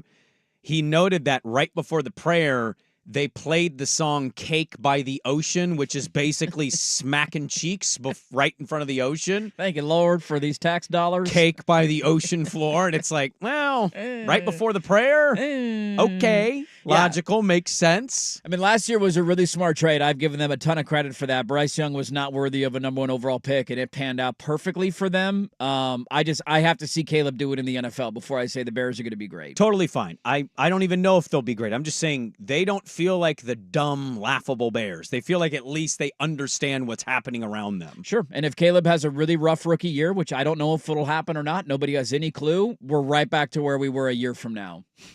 hold this for the season. He will not have a rough rookie year. Okay, mark that But down. the first game he throws 3 picks, Dirt will let me know about Oh, you bet that. your ass I will. You bet your ass I will. We're going to go to Will Birchfield coming up here in Detroit. Kansas City's going to end up winning the draft, aren't they? They're going to get the receiver that didn't get quite the same amount of love as the top 3 guys, and it's going to fit perfectly with Mahomes, or they're going to get the stud cornerback that somehow Kool-Aid McKinstry is going to fall to him at 32. Like, something's going to happen where Kansas City is going to win this draft somehow. We never talk about the back end. The teams that were so good, they're not picking at the top, and they haven't for quite some time unless they've traded up.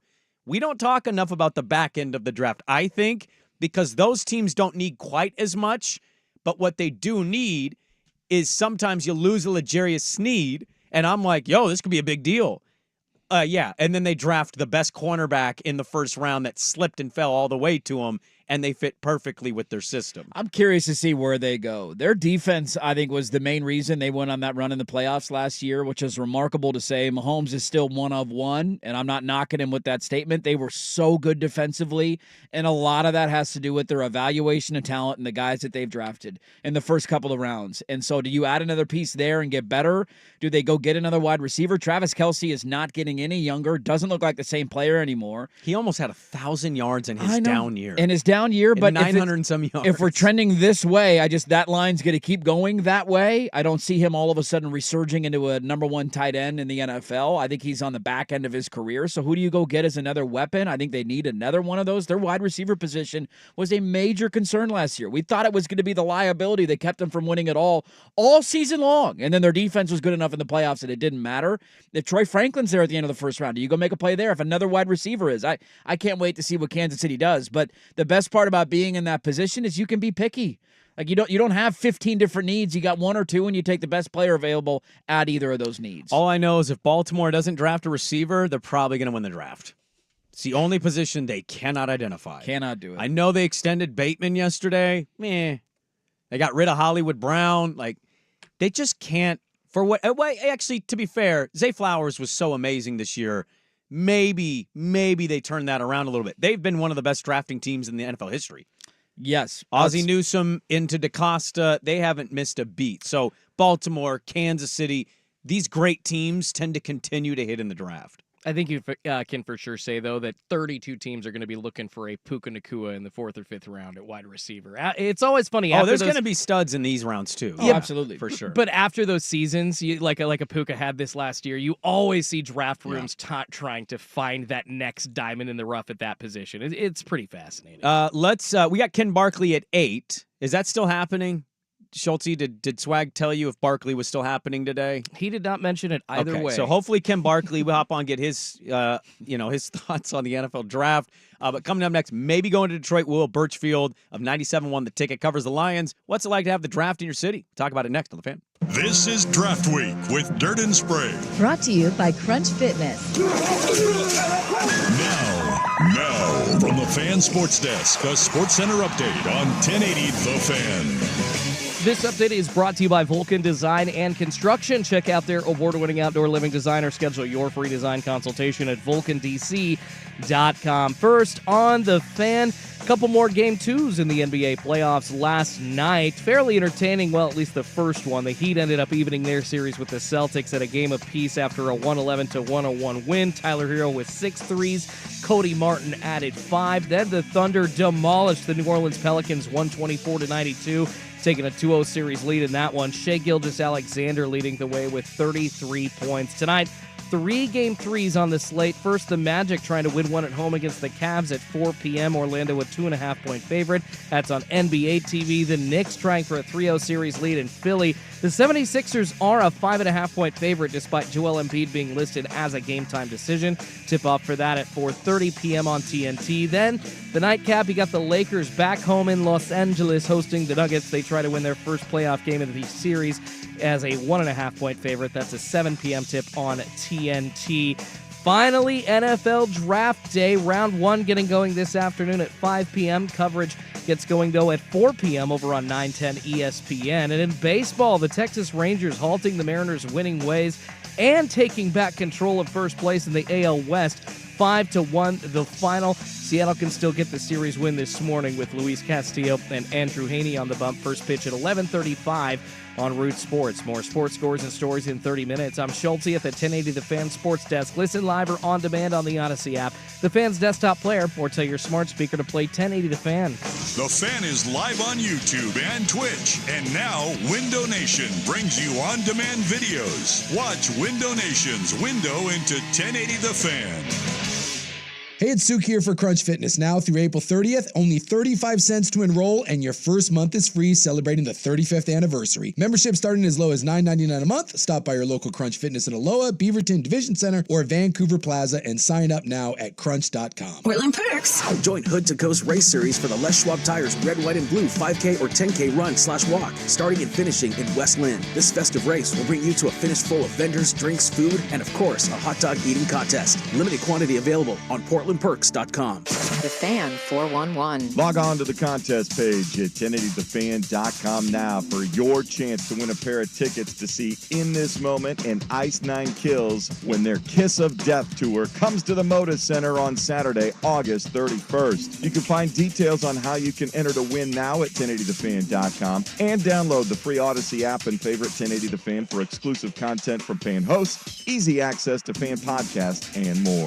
That's the Fan 411. It's one thing falling in love with a house, picturing yourself moving in and calling it home, and quite another navigating the world of price negotiating, mortgage lenders, and finding the budget that works best for you. An agent who's a realtor can make understanding that world easier. Realtors have the expertise, access to proprietary data, and tools to help you get from imagining living somewhere to actually doing it. That's the kind of help we can provide, because that's who we are. Realtors are members of the National Association of Realtors. What's the room again? 1240, down at the end. Ooh, what's that? Sammy, don't touch that. That's someone's old food. Here we are. Do you have the key? You have both of ours. Oh, right. Not working. Rub it. Come on. Try flipping it over. Seriously. Why can't we go inside? I'm tired. Give me yours. You have mine. All right. What? Please, if you Dad, could just... why aren't you opening the door? Can everyone just shut the... Don't go there. Go on a real vacation. Go RVing.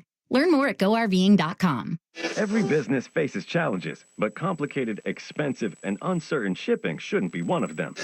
With USPS Ground Advantage from the United States Postal Service, you can avoid all the noise. No more unexpected surcharges, hidden fees, or complex rate structures. It's just easy, cost-effective, and dependable shipping. Tune your business's frequency to success and turn shipping to your advantage. Learn how at USPS.com/advantage. USPS Ground Advantage. Simple, affordable, reliable. In this wide world of sports, some stories can slip through the cracks. Now, before we do this, let's go over the ground rules. This is the Daily Ticker, where Dirt and Sprague visit the insiders that are covering the stories you've heard about, and some you haven't. How'd you do that? Actually, I'm not even mad. It's amazing. The Daily Ticker with Dirt and Sprague on 1080 The Fan. All right, Daily Ticker time here on NFL Draft Day. Excited to go to Detroit with one of our good buddies. Lots going on out there in the Big D. We're jealous of them tonight. I would love to be at an NFL draft. Will Birchfield at Birchie_kid. 97.1 The Ticket in Detroit joining us now. Will, good morning to you, man. I know you're crazy busy today, so thanks for doing this. What are the vibes like? Are they immaculate in the Big D tonight? Yeah, definitely immaculate. That's a good word for it. We got blue skies here. The sun's breaking through. The crowds are descending on downtown. This is the biggest event in downtown Detroit since they hosted the Super Bowl back in 2006. And the city, especially downtown, has come a long, long way since then. They entered bankruptcy 10 years ago, and the decade since, there's been just a really beautiful renaissance, revival downtown. Everyone here is excited, not just to see the Lions pick tonight, but for the world to see the growth and progress of downtown Detroit. Hey, Will, real quick, can we just call you right back? We had a connection issue on our board. We'll just call you right back. Is that cool? Unacceptable. Sounds good. All right. Yeah. Well, we'll get Will Birchfield back. It's day 32. Day 32 for Sprague. Forgot to mark the board yesterday. I did. On Well, your way I out of the sometimes studio. like to build it up a little bit. Get The days WOC, you know. Can I just ask a question of P1s? Is this a day? Is this an all day thing? Is this a No, it's not. No, okay. No, trust me, I listened to the Dan Lanning interview last night, and it sounded good. I've caught interviews on other shows. Yeah. Okay. All right. Hey, Will, you got us now, Will? Come on. No. Yeah, how about now? Does that sound better? No. Will, it's not. It's us. Will, it's not you. It's us. It's and I don't us. mean that as like it is you. I mean like quite literally, it's not you. I think it's us. We love you, Will. We're All gonna. right, well, hey, let me try and change location. I don't think that's good. I think it's on all right. No, Will, you're the quite man, Will. literally Thank us. you. I'm so sorry for taking up 5 minutes of your morning. Seriously. We're gonna let you go, Will Birchfield. Go ahead, Jordan. Yeah. It's. I'll text him. I'll shoot him a text. They're excited in Detroit for the draft. It sounds like. I'm pretty bummed. I'm jealous. I think this is one of the best things the NFL has done is move the draft around and not been every year in New York. Is they take it to all of these cool, passionate NFL markets, and I think it's a very rewarding thing for all these fan bases that get to experience it. I'm bummed because I've seen the setup of the draft in Detroit. The Lions just made some massive signings, including former Oregon Duck Penei Sewell that I wanted to talk about. So I'll shoot him a text. But yeah, I'm with you on the draft location stuff. It amazes me how other sports don't follow suit with that in terms of just building excitement in individual markets.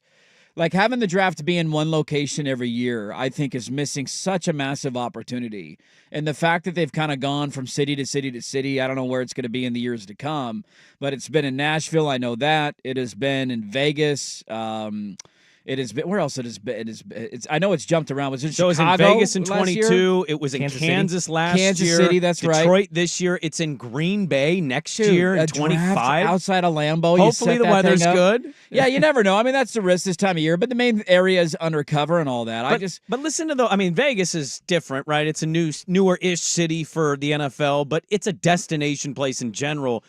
Hosting it in Kansas City, a blue blood of the league, having it in Detroit, the Motor City, where they had so much losing, and now they finally are biting kneecaps, and having it next year at Lambeau. I mean, the NFL, they certainly have their warts.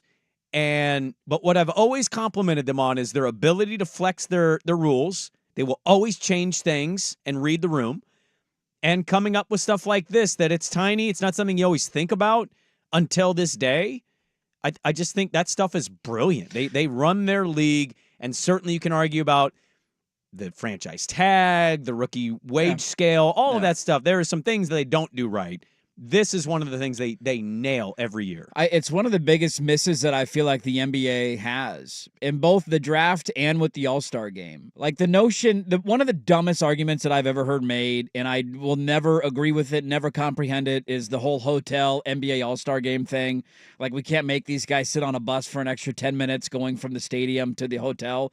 Like building excitement in individual markets that your league plays in, I think is a very beneficial thing for you long-term, giving those fans access to something that they're not usually going to get. Baseball does this in their All-Star game every year.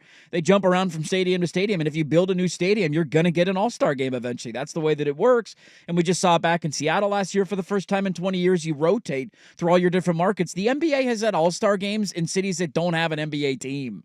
Like, make that make sense. What are we doing? It's like catering to the players just to say you want to go have a vacation in the city for 4 days instead of thinking about the fans and the benefit that you could get as a league just in the added interest from that individual market. I love that the NFL does this, and I wish if the NBA, they used to do it with the draft. The NBA draft was once in Portland, jumping around from market to market. Shaq draft. I think that's what it was, 1992, I want to say that draft was. And so, like, the NBA was brilliant when they used to do it, and the All-Star game should be jumping market to market, but they won't do it because they're beholden to their players. Well, and they're Barclays. I mean, their office is in New York. They're just going to keep it in the New York borough and go to Brooklyn, and that's where it's going to be. They're going to have multiple. I mean, I think Cleveland. I want to say Cleveland is hosted 4 All-Star weekends. Yeah, that sounds about right. Cleveland, because everybody wants to go to Cleveland in February. Cleveland. Yeah, well. I want to play a fun game with NFL draft first round, potentially second round quarterbacks with you guys. I'm going to write it down in ink. Let's have some fun with that. We will do it next on 1080 The Fan. Who's stinking it up? Do not go in there. It's time for Who's Stinking It Up, a sports lowlight that's ripped from the headlines. We couldn't do diddly poo. Brought to you by Three Mountains Plumbing. Schedule your appointment online at threemountainsplumbing.com. We got to take ownership and guarding the ball first, controlling the ball a bit better. But they got into the teeth of the defense, got some early threes, and that kind of got us scrambling from there. And then, just the turnovers. Yeah, there's head coach of the Pelicans, Willie Green. Also helps not to shoot 27% from three. C.J. McCollum, former Blazer, 6 of 14 from the field, including 1 of 5 from three. The Pels are down 2-0 to the Thunder. I mean, they had no chance the second Zion got hurt. It sucks. If Zion's in, maybe you got an interesting series here. They pushed him a little bit in Game 1. Game 2 was a blowout. Maybe they get a game in New Orleans, but this thing is done, and they're stinking it up. They are. They are the ones stinking it up. Brought to you by Three Mountains Plumbing. Make plumbing and electrical services delightful. Get your time back and let the pros tackle those projects you need completed. Schedule an appointment online. Three Mountains Plumbing. That's threemountainsplumbing.com.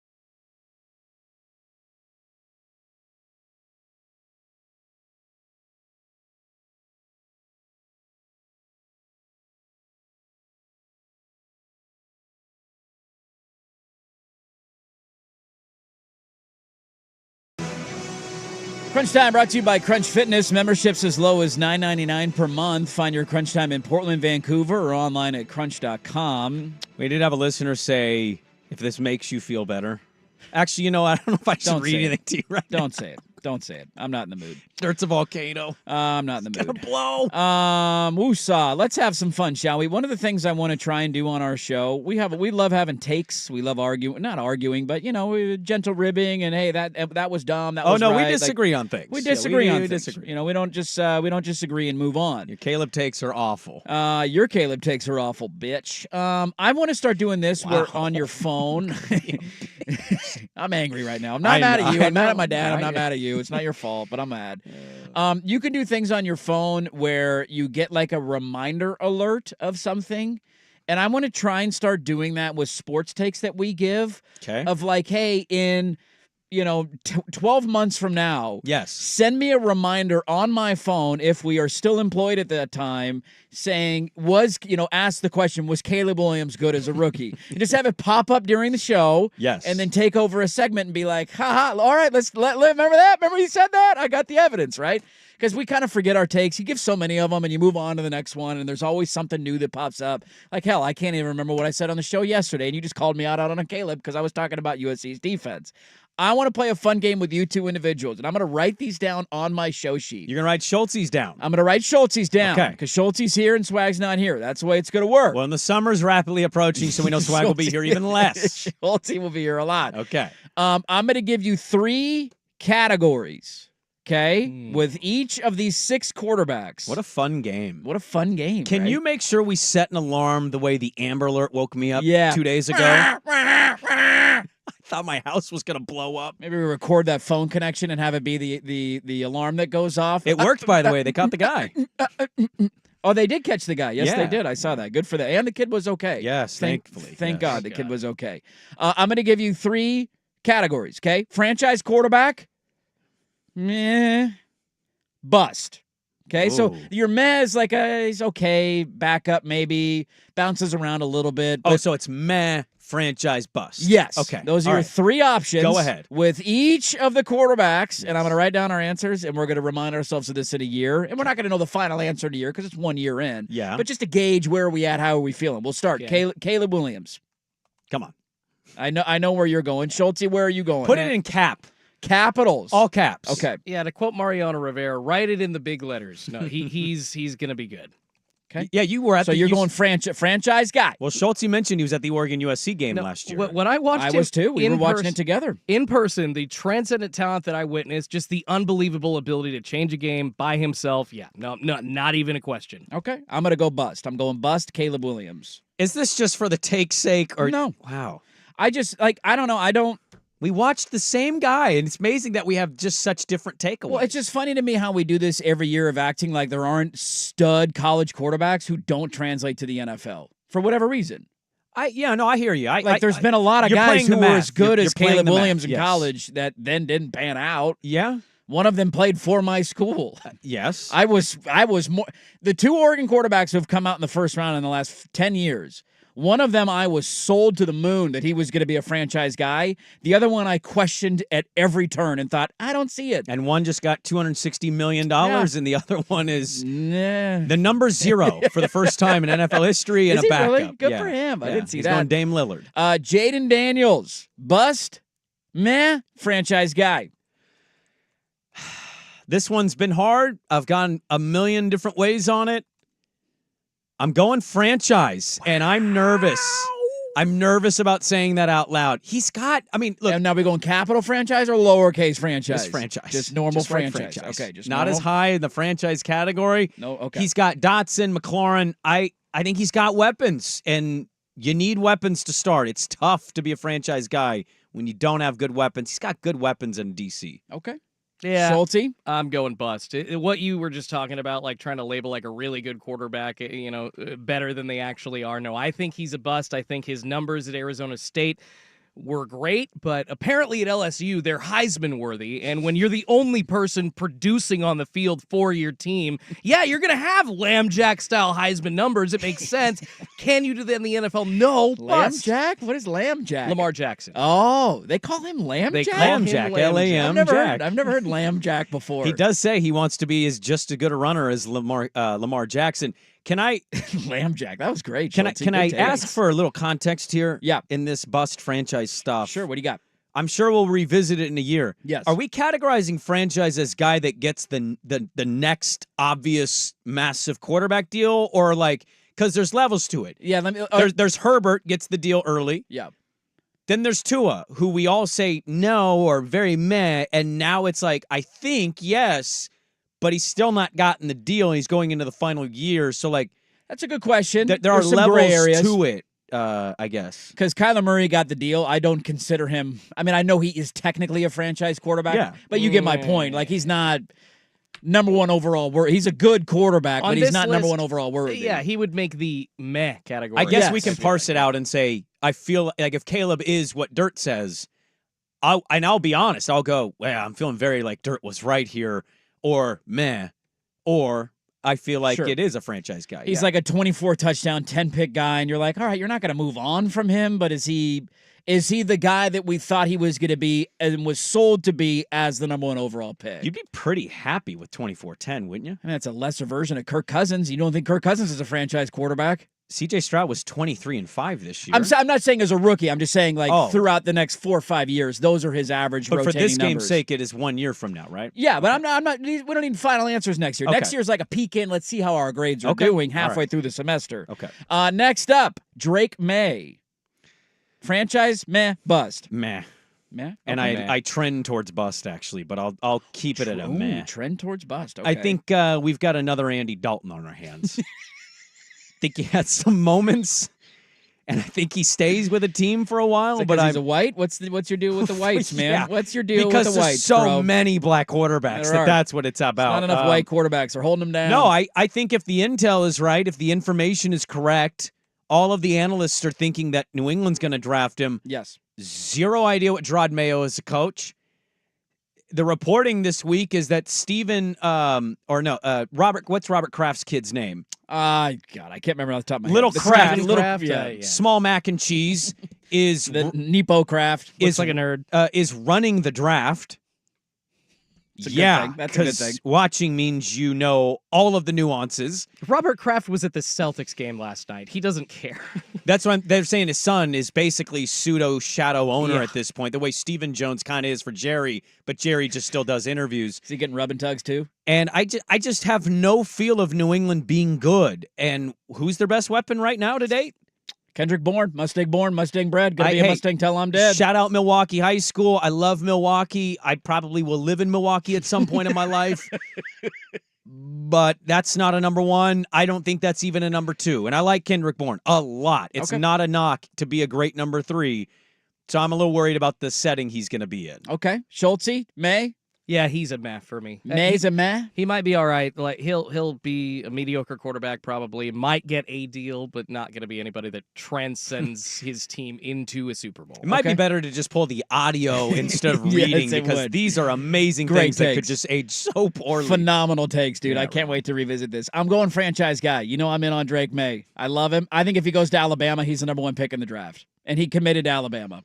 And then he decommitted to stay home in North Carolina. I think a lot of the doubt on him has to do with who he was playing with, the team around him. And if you put him in the Washington offense, in the LSU offense, in the Oregon offense, in the Alabama offense, I think we feel better about him. I'm going franchise. The wild card here is if Minnesota gets up and New England does go out and says, we need assets. I would love that. Well, love it. That may, no pun intended, change things for him with that coach and having Justin Jefferson. Should we just be quick with McCarthy? Or are we all in lockstep? 3 for 3? I'm just going to trust what I saw and what everybody thinks. All for one, one for all? Yeah. Schultze, you're with us? Yeah. Okay. You guys. Bust. No, that one's easy. Bust. Next up, Michael Penix Jr. The injury concerns, the age, the non-mobility factor is a thing. I think he reads the field well. I think he learned a lot from DeBoer. Defenses threw out different looks against him in college. He was able to get through it. He did have a great receiving core, but if he goes to a situation like Vegas, he'll at least have Devontae Adams. Yeah, I'm in. Franchise guy. Okay. Whoa. I mean, Schultze? He's already 26, right? No, he's not. He's not Chris Winky. He's 23. 24. 23 going on 24. Sorry, I'm like confusing him and Bo Nix. That's Because okay. Bo Nix is 25. He's getting No, he's not. He turns 25 in his first season. Okay. That's kind of. I'm starting to. I think he's 23. Right? Is he 24? I thought Nix was 24. Okay, I thought he was 20. As Penix was, but 23, 24, we're splitting hairs. They're a slightly older quarterback. Okay, Bo Nix just turned 24 in February. Thank so to your point. So So he'll be at the 25 end of next season, he will turn 25. Unless he wins a Super Bowl. Unless he wins a Super Bowl. And Michael Penix turns 24 in a week. Okay, there you go. Okay, so he starts the season at 24. His mobilities are like I see. He's not mobile. He does not run. Yeah, his mobility's already thrashed. I see him looking like a late career Donovan McNabb already at the age of 24, going on 25, and that we act like that's so old. There's the way we. I'm not saying you're just the way we talk about it. Like he's already 24. He's got to retire. He's 35. He's 24. Get this old bum out of there. It's old bag. Yeah, 37-year-old talking about how a 34-year-old needs to get out of the league. Yeah, I'm 35 and I'm a chubby white guy. I mean, really, I have. I like no the Phil barometer. Rivers comp with him. It is slanging and banging, baby, slanging and banging. 11 kids. It is for me a meh. Like I don't think he's going to be a total bust, but I just right. don't see anything that's going to like he's literally going like Washington Redskins Donovan McNabb for me. Okay, you know how I feel about Penix. I don't get it. I don't understand why he's not higher on draft boards. One, ridiculing him for one game that all these other guys couldn't get to outside of J.J. McCarthy, and he only got there because his team got him there. I don't understand it. I don't get it. I think Penix is a franchise guy. That's an easy one for me. Last but not least, before we wrap it up, hour 2 here, Bo Nix. I'm going to go meh with a caveat of I think he could be a starter. No caveats. No caveats. Why? Wait, I go meh / maybe a starter. You got to answer. 1 of 3 categories. I'll go meh. Meh? Yeah. That's fair. Not a bust, but Not a a bust. great long career. He'll have his shot. We'll see if it's Peyton, McVay, whoever. But yeah, I'm going to go I think meh. a lot of this, too, is dependent on what your expectations are for them going into the NFL, right? Like, Bo might not have the career that Caleb Williams has, but he wouldn't be viewed as if Caleb isn't great, he's viewed as a disappointment. Where Bo is a back-end, first-round, second-round pick, where if you just kind of bounce around, starting jobs here or there, maybe a backup, you're like, that's meh. That's the epitome of meh. Yeah. Schulte, Bo Nix? The situation kind of deems this more worthy of a franchise like selection if he's like in LA, but if he's in What if Denver picks him? No, he's a man. He's a man? You're out on Denver? I don't think Sean Payton is this amazing quarterback maker. He worked with a very talented but injured Drew Brees. Russell Wilson was just old. Sean Payton is not a quarterback savant. So no, it'll be a meh in Denver, but if it's LA, definitely a franchise. Okay, I answered meh. I could see it either way. I think it ends up somewhere in the middle. I think he's a journeyman. He's around for 10, 12 years. Yep. Gets his spots here or there. Baker Mayfield, weird throat noise. Baker Mayfield kind of, where you're like back up, flame out, good year, bad year. I could see Bo having that kind of career. Does your throat hurt when that noise comes out? No, I'm just eager to talk about Bo Nix. I get overly excited, and a weird air pocket is created. Right. I needed that for my mental sanity. Thank you for playing along. I wrote down the answers. Outcome. I hate you. Can you alert Ken Barkley we are not going to call him? I don't know if we have his contact information because I'm not doing that again. We got a lot to get to in the final hour of the show. Some more thoughts on the draft. The NBA playoffs do resume tonight. A couple other notes to get to as well in the college football world. Loaded final hour. Don't go anywhere. Dirt and Sprague on 1080 The Fan. Hey, it's Suk. And guys, for those of you with a full head of hair, congratulations. Studies show that one of the most attractive physical features is a full head of hair. It sucks to be me. Because you know what the least attractive? Well, hair loss. And some say that no amount of cars or houses or success can make up for balding, as it leaves the greatest lasting impression. But it doesn't have to be that way for a lot of you. For me, it's too late. But Advanced Hair has the quick one-day solution for a lot of your hair losses that can make you look 10 to 20 years younger. No more expensive pills or topicals, just your very own natural hair guaranteed to grow. Advanced Hair has improved tens of thousands of lives, and I sure wish they were around when I went bald decades ago. Did I mention with Advanced Hair, your own natural hair begins to grow the very next day. So for your free, no-hassle consultation, call 503-832-HAIR. And if you qualify, you get $250 and 250 free hair grafts. That's 503-832-HAIR or advancedhair.com. So, how's your research going? Surprising. After I figured out the top-rated TVs in our price range, I went shopping for deals. And who's the best? It wasn't the internet, and it wasn't the warehouse club.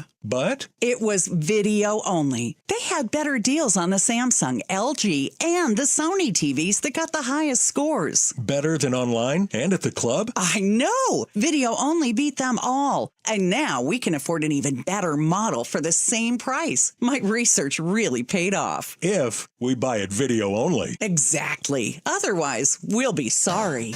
At Video Only, you won't find huge stores with refrigerators or microwaves, but you will find the best deals on top-rated TVs, soundbars, and monitors. Shop around. Just make sure you visit Video Only, because if you don't, you'll be sorry. In Jansen Beach, Clackamas, Beaverton, Salem, and Eugene. Video Only. Look around. You can find cars like these on AutoTrader, like that car riding your tail. Or if you're tailgating right now, all those cars doubling as kitchens and living rooms are on AutoTrader too. Are you working out and listening to this ad at the same time? Well, multitasking pro, cars like the ones in the gym parking lot are for sale on AutoTrader. New cars, used cars, electric cars, maybe even flying cars. Okay, no flying cars, but as soon as they get invented, they'll be on AutoTrader. Just you wait. AutoTrader. Get the one and done you want for your dog's monthly protection. NexGuard Plus, Afoxalon or Moxidectin and Pyrantel chewable tablets. Protects against fleas, ticks, heartworm disease, roundworms, and hookworms. All in one delicious, beef-flavored soft chew. Use with caution in dogs with a history of seizures or neurologic disorders.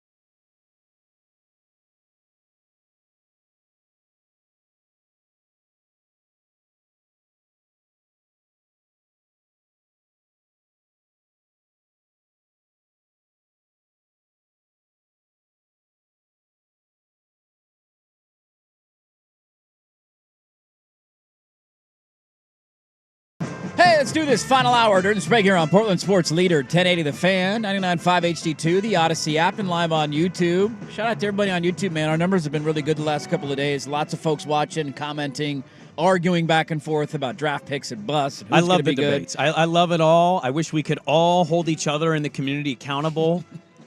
Hey, remember when you chimed in with Remember that take? Remember Sprague was way wrong on this? Remember Dirt's an idiot? Yeah, it is true. I am an idiot. Can I give you one nugget? And I was listening yesterday. I'm just listening to as much as I can in my life. Mina Kimes had Matt Miller on, and Matt Miller threw out something that I thought about it, and I went, oh, please don't let that happen. And I don't hate this team, actually. I like them. They're likable. The Bengals cannot figure this out with T. Higgins. They're going to franchise tag him. They haven't even talked since he requested a trade. Like, Neither side has talked to each other. They're in this frozen, loveless marriage where they refuse to divorce. I know I have family in these relationships. Very awkward. It's so awkward. Yep. Everybody knows it, but nobody can say it out loud. And they probably bring T. Higgins back for one more year on the tag because, like, why not? If they do have to move off him, though, after this year, Matt Miller threw out them as a sneaky watch out. Do they feel like they can move up and acquire Rome Odunze? That would be terrifying. Jamar Chase? That would be terrifying. Rome Odunze with Joe Burrow? I mean, those are those kind of moves that you make where you then get him on that cheaper contract for the next 4 years, or at least 3 years. Oh, yeah. And it just makes everything else that you're doing that much easier. Yes. I would be shocked if that ended up happening, but those kind of moves are the difference. And I think there's a handful of teams that are in that category, man. That's why tonight's so fun. Like, what are the Niners going to do with Ayuk? What's the move there? Amon-Ra St. Brown got, what, $77 million guaranteed yesterday? Yeah, it was 4 over 120, so 30 on average, 77 guaranteed up front. I'm sure the averages change year by year, but, you know, roughly in that kind of ballpark. And that's, I mean, I think they're fairly comparable players, right? Not like you wouldn't label them best wide receiver in the NFL, but clearly really solid players for their team, up and coming. I do too, and I love Ayuk too. I think Ayuk's a really underrated, forgotten part of that 49er offense. With Purdy on the rookie deal, they can technically afford it, but it comes down to if you pay him, are you willing to let something else go? Do you like a wide receiver in the draft? Like, that's where tonight to me gets so fun of T. Higgins, Ayuk, A.J. Brown. How many of these guys get dealt? Yeah. Do they go to competitive teams? Because there's a lot of folks out there, Buffalo being a primary candidate who is looking for a game-changing wide receiver, whether it be through trade or through the draft tonight. Well, San Francisco needs help on their offensive line. They need cornerback help. That's why they've been linked with Kool-Aid McKinstry so long, because Ward's going to be an unrestricted free agent. Lenore has had a really good career. I was actually thinking about this yesterday randomly. Mario's two biggest draft players in so far in his career, you would probably say Kayvon and Lenore, right? You go who am I omitting? Penei Sewell. Oh, I'm sorry, yeah. And Penei Javon Sewell. Holland. Okay, you're right. They both sat out the COVID year. Okay. And that sucked because the Oregon fan only got a go. Penei really only played 1 year at Oregon. But Penei has been a stud, and he just got rewarded for it. He has the second, is it lowest, highest? I forget how you look at it, but he's got the second best in terms of sack percentage in the NFL. He's been an absolute monster for them, a unit at right tackle. He epitomizes what Detroit and Dan Campbell want to do. Yes, man, Campbell's gotten his man, and they locked him up yesterday. Javon has been an absolute beast in Miami, so I can't believe I just overlooked those two. Kayvon's been, I think, mostly up, but he's had some weeks where it's like coming and going. And Lenore, I think, has been awesome for San Francisco. So, really good under-the-radar player. You know, does San Francisco feel like they need to move up for offensive line and secondary help? We'll kind of have to wait and see. But again, the back end of that draft is so underrated that all of these good teams to great teams tend to nail down their picks, which is why they find themselves in the positions they're in. Ayuk is interesting. All of the metrics, the analytics just talk about the separation he has in his route running, and everything about him screams pay him. And he's probably only going to get better because he's got age, he's got wisdom, he understands it. But man, that's such a large number. And if you're signing him, are you moving Debo? That doesn't save him a whole lot in cap space, but like these are the hard decisions guys like John Lynch have to make. Who's more valuable to their offense? Well, that's Debo an impossible gets hurt, question. though, but that's the problem is Debo gets hurt. Ayuk is there. I've had debates with Niner fans in my life about if Ayuk is a 1. Is he a 1? A lot of people think he's a 1. Some people are like, you know, like that Super Bowl. Did he do enough in the Super Bowl? It's tough. These are the decisions that I'm glad I don't have to make. Yes. Because you draft these guys, and then it's like, who are you paying? Are the guys you drafted? They're all performing. Do you get rid of Debo? Yeah. Man, that seems like it'd be crazy to a lot of people, but he's been injury prone. I don't know what they're going to do. The history of them says they'll end up paying him. It does. They have a good track record of that. I mean, they have dealt with a couple guys like Armstead and Buckner, or not Armstead. I think he finally They paid Armstead, but they finally moved off of him. Buckner was the name I was trying to say. Yeah. And that was one where there was a similar problem, right? Like, how many guys on the defensive line can you pay? Yep. Wait, let's get another draft. And they ended up drafting Hargrave with that pick. And it was the thought of, we don't want to give him the money. Let's get a guy on a cheap rookie contract. And that's where I think the Ayuk smoke is do they make that deal and then go make a play for a wide receiver in the draft to fill that void with a guy who's not going to be requiring $35 million a year? Well, and Richardson's coming back, and just keep this in mind. The NBA works on this business a lot more, I think, than the NFL does, but sometimes who you do business with matters. They sent Buckner to Indy. They did. Indy could use another one. I mean, Indy I know they just paid Pittman, but they could use an Ayuk, though. If you're going to help Richardson develop and not be as dangerously mobile, Pittman, good player, having an Ayuk on the other side, not a bad decision. I'm not saying that's where it's going. It could be Jacksonville. It could be Indy, maybe Buffalo to replace Diggs. But, whether they sign him or move him, it's one of the 100 of fascinating things that potentially could be happening tonight. Yeah. I got a couple more draft nuggets, and some listeners are sending some stuff in. Vancouver Ford text line, by the way, 503-864-6326. I want to get to them at the bottom of the hour, and some takes on the quarterbacks and thoughts on Penix and the local guys that are starting to come in. We'll highlight some of the other names that you should just keep an eye on that will get their names likely called tonight from the Northwest schools. There's a trio of offensive linemen from Oregon State, Oregon, and Washington who could hear their name called tonight. So there's a lot of local interest. I want to just take a brief timeout, brief pause, brief break in the action, and sneak in a little NBA playoff conversation, if that's okay. You don't want to do it. You don't even want to talk NBA. No, I know you do. I know you do. Schulte, what do you think? Is it worthy? Or do we just keep rolling with NFL draft? I can't tell. LeBron tonight, I feel like that is worthy, especially it could go down 0-3. Embiid saying they're going to come back. Anthony Davis slammed me down the mud. He made a shot. Play defense, you jerk. Admit you didn't play defense and shave your unibrow. Yeah, let's talk NBA playoffs. Wow. Now we're just taking physical attacks. Now I'm kind of excited. Okay. I'm all in. Now I'm kind of excited. I'm all in. And apologies for no Barkley there. We couldn't. I can't. Dude, it's a bummer for I us. can't do another one of those segments. That is one of our favorite segments of the week. We actually are not supposed to have BetQL. Well, not have, but it's not a mandate for BetQL. We have a partnership with BetQL, obviously, and we love Ken Barkley.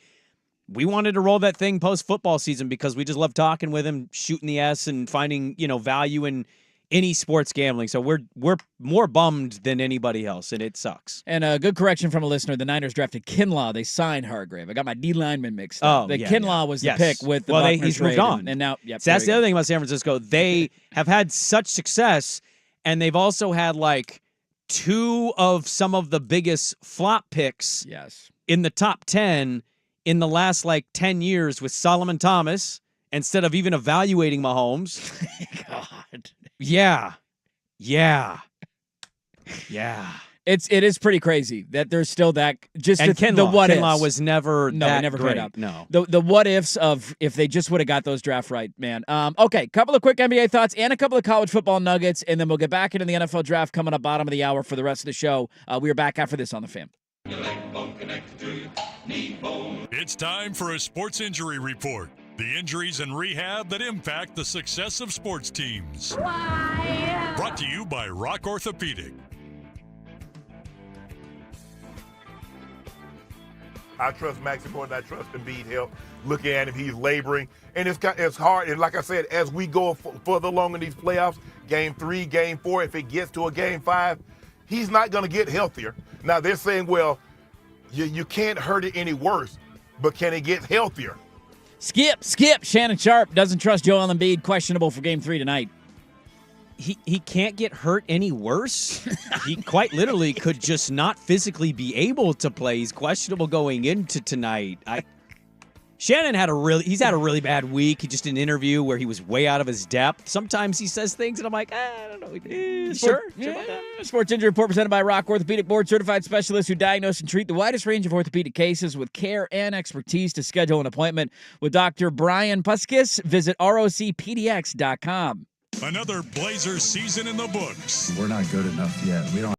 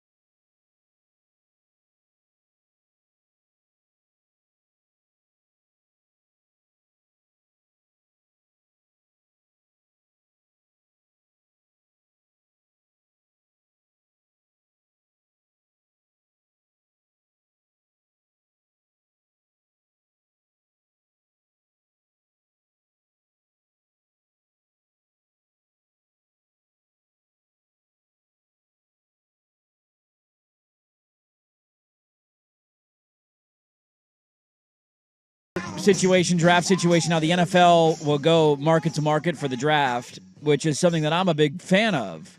Somebody said P1 here. This is the Vancouver Fort text line. P1 here. Okay. On the 205, been an NBA fan since I was born. Trailblazer fan forever. In these last 3 years, it really makes me feel like we're not even a part of the NBA anymore.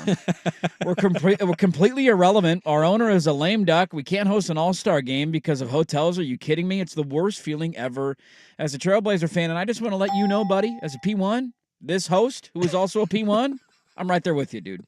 Do we even exist? Do we have a team still? I don't know. Do we still have an organization? It's kind of sums it up. It sums it up perfectly, does it not? Can I want to read a text I had with you somebody. better hope you get these next 2 draft rights, buddy, because if you flame out these next 2 drafts, I'll you go. think you're irrelevant right now? I mean, we couldn't even score. Can I add that real quick, Schultze? Yeah.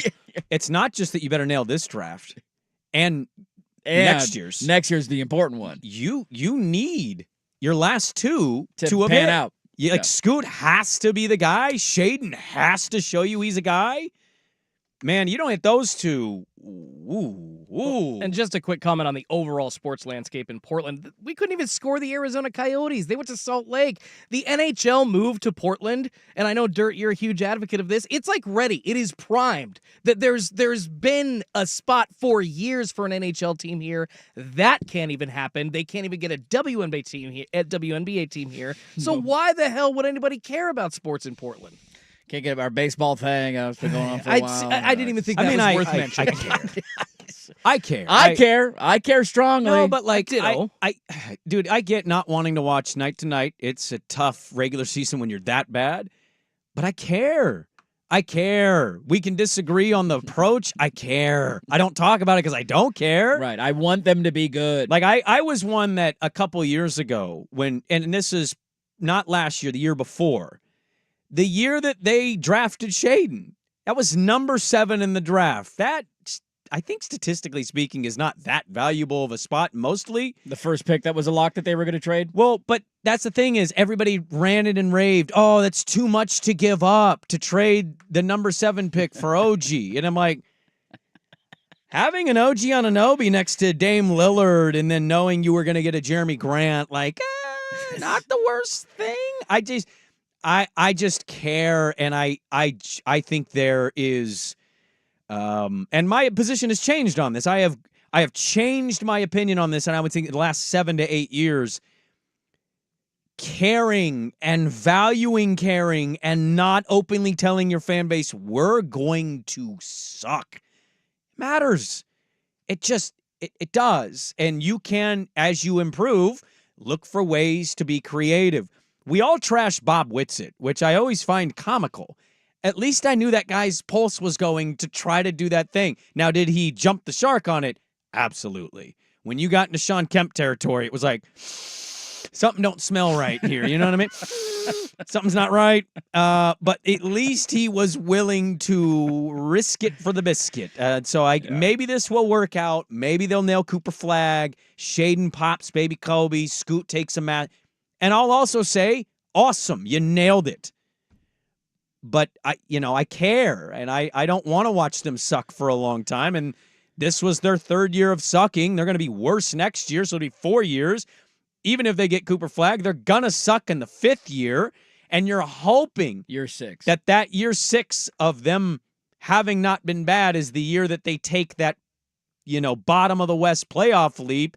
And year 7, we're kind of talking about them in a what can they do this year moment. That's what your hope is. I think the other part of it that makes that texter preach to my choir even more is just the landscape of the NBA. And this is why I'm so frustrated as a sports fan in the city of, I would argue, and maybe you guys disagree strongly with this, I think it's hardest to win a title in the NBA. Yes, because it's just you need one guy, and you can't unless you tank or hit the lottery in the draft during a Quesarito commercial. You're not going to find the one guy. Well, especially in Portland, I would say especially yes in to one guy, right? Yes. And so you don't have any ability to attract free agents. No. We cannot sign them here. So you're basically shut off. We're like a college football team that says no to the transfer portal. We're like Clemson. We can only improve the team through draft or through trades. And we're unwilling to give up our assets in trades because it's too much, and we have this fear factor, and we never make big trades. So then it basically just comes down to getting lucky in the draft, which is an absolute roll of the dice. And it's why I'm so frustrated as a fan here. Like in baseball, you can re-sign your guys. You can have small market teams that win. That you don't have to have the best player in the sport. Like Mike Trout is the first guy in the bigs to 10 home runs. Did you guys know that? I did. He did it yesterday. He did it yesterday. I think his home run and what's his ribbies though? Like 11.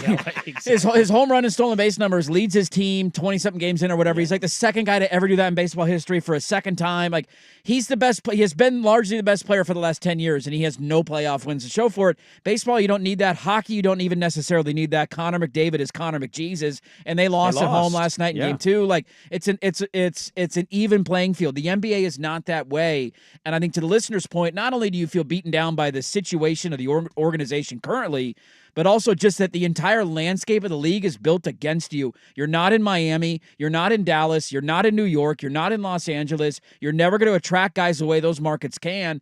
And the league has tried to have these, incentivize early extensions, max deals to get paid more money in certain cities, but guys have just learned you sign the deal, you demand a trade the next year, and you could go play basically wherever you want. They have all the power, and it's so hard for us to find a footing there. Donovan Mitchell, there's a lot of scuttlebutt in the NBA. He is going to walk away. They've asked him, and he's refused to talk about commitment. Cleveland clearly has been building this thing to keep him. Yeah. And why would you not want to keep a Donovan Mitchell when you have a Mobley, and we'll see what they do with Garland. But sometimes it's luck. Sometimes you get the right guy that doesn't care that you're Portland, right? We had that for a decade with Dame. It was like, I love it here. My whole family's going to move here.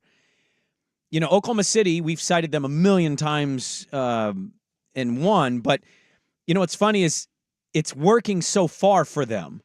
They capitalize on the trading of one of their stars for the desperate big market team who had the new owner, and what they got in return was the young stud that everybody knew was a stud, but didn't know what degree he was a stud, and so far has had zero noise that he's unhappy and being in Oklahoma City sucks for him.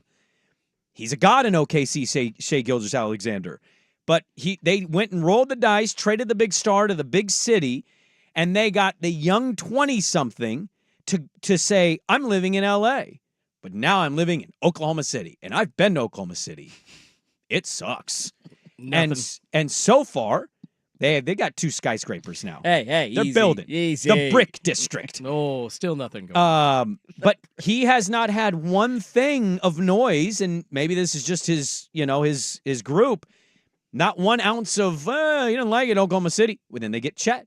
And then they get Jalen Williams, and they get another Jalen Williams. And it's like you start Lou Dort's there. And, they did it right because they capitalized on their big trade. And our big trade, we traded Dame.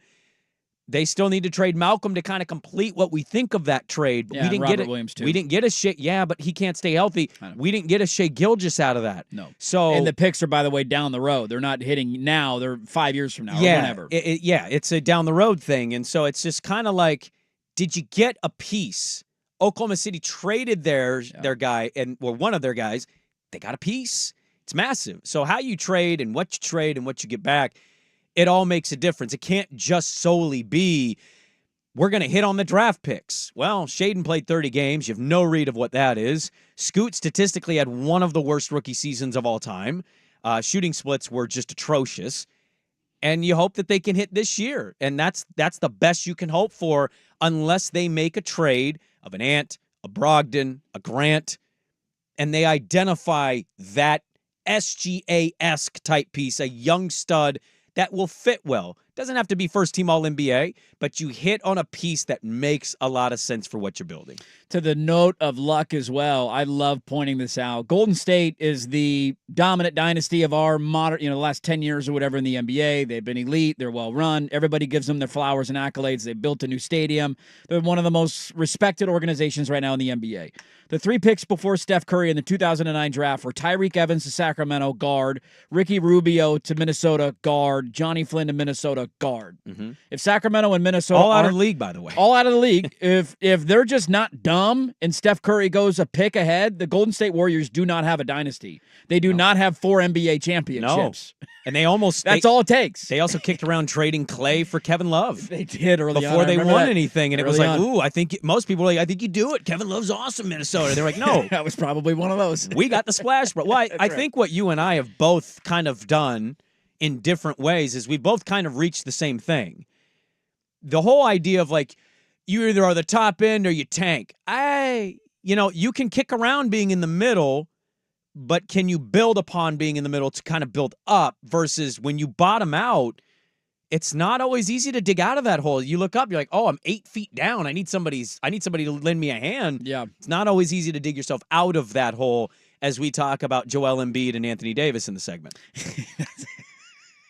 We excited for Phillies and 76ers and Knicks tonight? I think the 76ers can get back in this I do series. too, I don't man. know if I'm going as far as Embiid. They should have won game. They had no business. Oh, losing you can that argue game. they should have won the first 2. They've played Brunson really well. They've put have. him into defensive hell. Yeah. They just can't capitalize when they need to. Obviously, the NBA had some mistakes in officiating, but still rebound. Like Joel Embiid. I love Joel Embiid. I will defend Joel Embiid to a certain extent. You cannot have Hartenstein running in and grabbing multiple big-time rebounds at crucial points. Put a body. You're the biggest one on the court. I think they can win tonight. The Lakers, I mean, Denver played about as poorly as they could. As bad as they could. They were down 20 and they came still back. lost. I tend to think that Denver's going to finish that series pretty quickly. Can't wait for them to hang another almost beat the Nuggets banner tonight, up by 12 with like 7 minutes to go. Hey, look at that. It could have been 2-1. Could have been 2-1. They got that streak going. I can't right wait now. for LeBron's legacy to take like 4 pegs down when they lose in the first round, too. That'll be fun. And then we won't bat an eye at Kevin Durant getting swept out of the first round by the Minnesota Timberwolves and Rudy Gobert. All right, there you go. There's your NBA break in the action. Let's get back to the NFL draft. I got a couple of thoughts, and listeners had some on Michael Penix that I want to read as we get eager to watch the first round tonight. Also, some names to keep an eye on that might go from the local schools. We're back after this. First year Schultze with SportsCenter. This is Draft Week with Dirt and Sprague. Brought to you by Crunch Fitness. Now, from the Fan Sports Desk, a SportsCenter update on 1080 The Fan. This update brought to you by Crunch Fitness. Memberships as low as $9.99 per month. Find your Crunch time in Portland, Vancouver, and online at crunch.com. First on the Fan, a couple more Game 2s in the NBA playoffs last night. The Heat end up evening their series with the Celtics at 1 game apiece after a 111-101 win. Tyler Hero with 6 threes, while Cody Martin added 5. Then Oklahoma City demolishing the New Orleans Pelicans 124-92, taking a 2-0 series lead. Shai Gilgeous-Alexander leading the way there with 33 points. Tonight, 3 Game 3s on the slate. The Magic trying to grab a home win against the Cavaliers at 4 p.m. on NBA TV. The Knicks are going for a 3-0 series lead in Philadelphia. They are a 5.5-point, the Sixers are a 5.5-point favorite despite Joel Embiid being listed as a game-time decision. Tip-off for that at 4:30 p.m. on TNT. And finally, the Lakers back home in Los Angeles to host the Nuggets, trying for their first playoff win in this series. They're a 1.5-point favorite. Tip-off at 7 p.m. on TNT. NFL Draft Day finally here. Coverage getting going over on 910 ESPN at 4 p.m. And the draft itself starts at 5. In baseball, the Mariners halting their own winning ways after their bats just really unable to get going yesterday. A couple home runs from the Rangers and short a 5-1 win for them, and retaking of first place in the AL West. Seattle can get the series win this morning with Luis Castillo and Andrew Haney on the bump. First pitch at 11:35 a.m. on Root Sports. More sports scores and stories in 30 minutes. I'm Schultze at the 1080 The Fan Sports Desk. Listen live or on demand on the Odyssey app, the Fan's desktop player, or tell your smart speaker to play 1080 The Fan. The Hot Corner, now in its new time. Tuesdays at 7 after Isaac and Sue on Portland's sports leader, 1080 The Fan.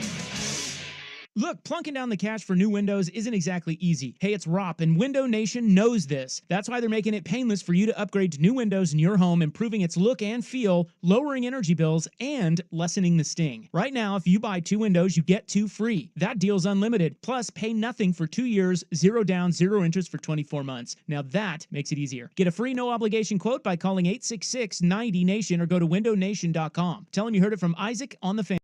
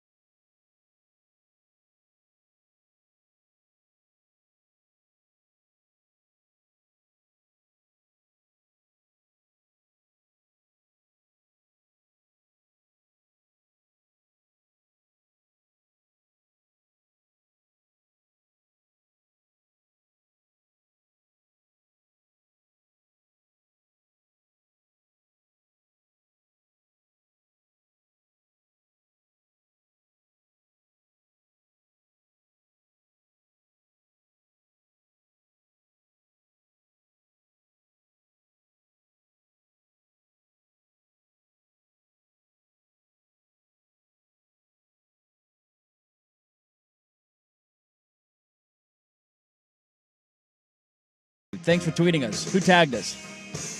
Brian, one of our P1s. Shout out. What are we doing, Brian? Killer Twitter account, Nighthawk. Nighthawk. That's like the Step Brothers. That's pretty cool. You'll call me Nighthawk.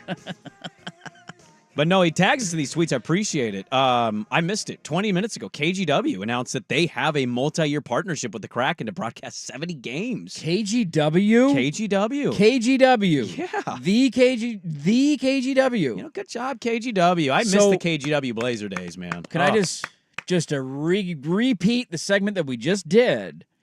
The Seattle NHL team is now going to be accessible via easy local free channels over the air in Portland. Yes, and not the NBA team. NBC affiliates in Seattle and Portland partnered together and said, "Let's make hockey. Let's do that hockey. Let's do that hockey. Maybe it helps us get an NHL team if Jody Allen would get out of the way." Oh, could you imagine? No, the Moda Center is a perfect hockey arena, and we should have a team. You're not wrong, but this is the start of all teams doing this. I'm telling you guys, they have to. I mean, there's no way with the current landscape of regional sports fees. Oh, those things are dying. Those networks and the hundreds of millions of dollars that teams were making from that. They're not just going to kiss that money goodbye. They're going to be like, well, how can we make this up? And Joe Tsai with the Phoenix Suns leading the charge. They made their baseball and their basketball teams free for Root Sports and Diamond Sports or whatever. I think the Diamondbacks are now broadcast. I think you're talking about Ishbia. Yes, yeah, sorry, not Joe. Tsai is the Brooklyn Nets guy, Thank I think. you. Yeah. My bad. Yeah, I'm talking about Ishbia did that with the Suns. Talking about Ishbia. And it's literally been so well received that most of their fans are spending more money to go to games, which, shocking, they're willing to spend when they don't feel like they're being nickel and dimed in every other aspect of their sports fandom. Wow. Amen, buddy. Amen. I wanted to get a couple thoughts in on Penix. The range of opinions on him I find very interesting. Like the Knicks stuff, it's more of like we'll kind of see. Maybe second round guy, maybe late first round. There's not a wide range of takes that come in on him. I do sense that with Penix. And there's two knocks that he gets a lot. And this is why I can't wait to see where he goes tonight, what the fit is. The two knocks that I see the most from him are the athleticism / injury history. That's the biggest red flag, I would argue, for him. And then red flag number 2 is his age. He's old. Like Schulte was going on that earlier. He's old. Should that be a concern, right? That's out there. I wanted to read a couple thoughts here of the Vancouver Ford text line because I think they sum up how I feel perfectly. Okay. And how it's funny how different narrative sticks to guys, and we use it as kind of like like a critique. Somebody said, explain the age concern to me. Penix is 23, turns 24 in May. How old is Jaden Daniels? I think he's as old as Penix, if not a little older. He's 23 with a December birthday. He's slightly older. So one had a Heisman year, though, And Penix should have had a Heisman year. If he played in the SEC, he would have won the Heisman. We doing? Didn't one have a major knee injury, though, too? I mean, sure. And then, hold on. Let me get to the other one. So Daniels probably had injuries. I don't know how many of them are major. I don't remember every specific he got knocked detail out of the Bama career. game with the concussion. I do remember that. And then another one read, Penix ran a 4.46 40-yard dash at the Combine and was most definitely a dual threat prior to the injuries. He also showed late in the season that he can use his mobility. He did in the college football playoff. Yeah. But they had to deliberately restrict it just to keep him healthy throughout the year. I'd be more concerned about the injury history than his lack of mobility, but apparently his medicals at the Combine were also pretty good. So here you have these red flags of age, but it doesn't stick to Jaden Daniels. So he can be the number 2 pick at 23, but Penix can't touch him. He's too old. They're the same age. And then a concern about the athleticism and mobility when he ran a 4.46 at the NFL Combine. Penix? He did. I thought he ran a 4.6 at his pro day. I don't think he ran at the Combine. Let me see if I can. I believe he I'm ran trusting okay. the No, text. that's fine. If I'm wrong, everything's that's factual that comes in at the text line. Well, text police help us a lot with what we're not right on. I don't believe he ran at the Combine. I think he ran his pro day, and I think he ran a 4.6, which is still good. 4.46? Okay, it was at the Combine. Okay. He said he was disappointed with a 4.46. Should have been a 4.4. Okay, maybe I got the numbers wrong. And that was at head. his pro day. Okay, so he didn't run at the Combine. It was a pro day? Yes. I remember him being shirtless running at a pro day. The thing about that, though, is if you show your speed, does that mean you're actually willing to run? And we don't have a whole lot of evidence that he wanted to do that at Washington. He was clearly a guy that hung in there and waited for guys or gave them a fit. Like, he gave Roma Dunze quite a bit of 50-50 balls. And Roma Dunze, I would have done the same thing. Yeah. That's why I love Roma Dunze. Harrison Jr. neighbors could be absolute units. Whether I'm wrong or right, I don't care. I will go down with I've watched Roma Dunze play football. I think he's really effing good. Yep. The knocks on Penix can be a little bit of the completion percentages, what he's going to be at certain levels of the field. I don't care about age. Injury stuff, it kind of matters, but he was able to be totally fine. I think we all thought he was injured for most of this year at different points. It fooled us all into thinking Oregon was going to smoke him in the Pac-12 title game. The Washington State game was weird. That thing, we kept going to that box and just like putting himself half in it. I don't know what that was. And we found out after the season he was like praying to a Joe Boo in there. Yeah, he had his like talisman in there. He's rubbing. But I just love the moxie. I love the mental makeup of being able to write your career after having such a devastating start to it. The processing, I think the offense that DeBoer runs is pretty pro-esque kind of thing where he does have a run game if he's got a good back and Dylan Johnson's not on one foot. But also they identified proper, line blocking schemes. I think his pocket awareness was pretty good. He was able to avoid a lot of moments where it felt like he was going to get sacked. And when I watched him play, man, it just felt like the precision, the pinpoint accuracy of some of those throws. Like he would sling it and you'd see the window or where he'd place the ball. I don't know. I felt this way all year. You're jumping on my corner now, and I don't want you on it. You hated him during the season because he beat your Duckies. No, everybody's allowed. But when I watched him, man, and we're not scouts. We don't get paid to evaluate the all-22 and find every little flaw. We just got eyeballs, and that guy's a good football player. So, yeah, and that's just kind of my thing is we watched him play, and I just was watching go, damn, man, like those are throws that he would make, and I go, those are throws you want to see on Sunday. Yeah. And I'm willing to go down with thinking I think he could be a franchise guy if he lands in the right spot. Let's have some fun with this one for tonight. So Vegas is at 13. That's kind of the cutoff of the desperate quarterback team. Some of them might end up moving up. Minnesota, Denver, Vegas at 11, 12, 13. Over under 13.5. Michael Penix drafted. I'll go over. Over? Yeah. Okay. So you think he's around later in the first round? Yes, I do. I think he is going to move him. He's moved himself up to the first round. You can hear all the noise of different analysts all you want. Ben Solak is all the way out on him, says, no, you can't trust it. He comped him to Hendon Hooker. Hendon Hooker? I know. I was kind of like, what? What are we doing? But then Matt Miller it's like his second favorite prospect that's not getting quite the Daniels, Caleb Williams love. He's so just kind of lost in the spotlight. He's somewhere in the middle of those two kind of opinions. I lean more Matt Miller, but I still think it's more middle back in first round. Sure. Schulte, over under 13.5 for Penix tonight. Draft. I'm going location. over. Possibly leaking into the second round. I just there's so it's only not. I'm not trying to knock Penix here. There's just so much talent. You can if you want to, though. Yeah. Well, I already have. Do whatever you want. I'm not trying to pile on. There's just so much talent. We made this point in the last hour. Go podcast it wherever you get them.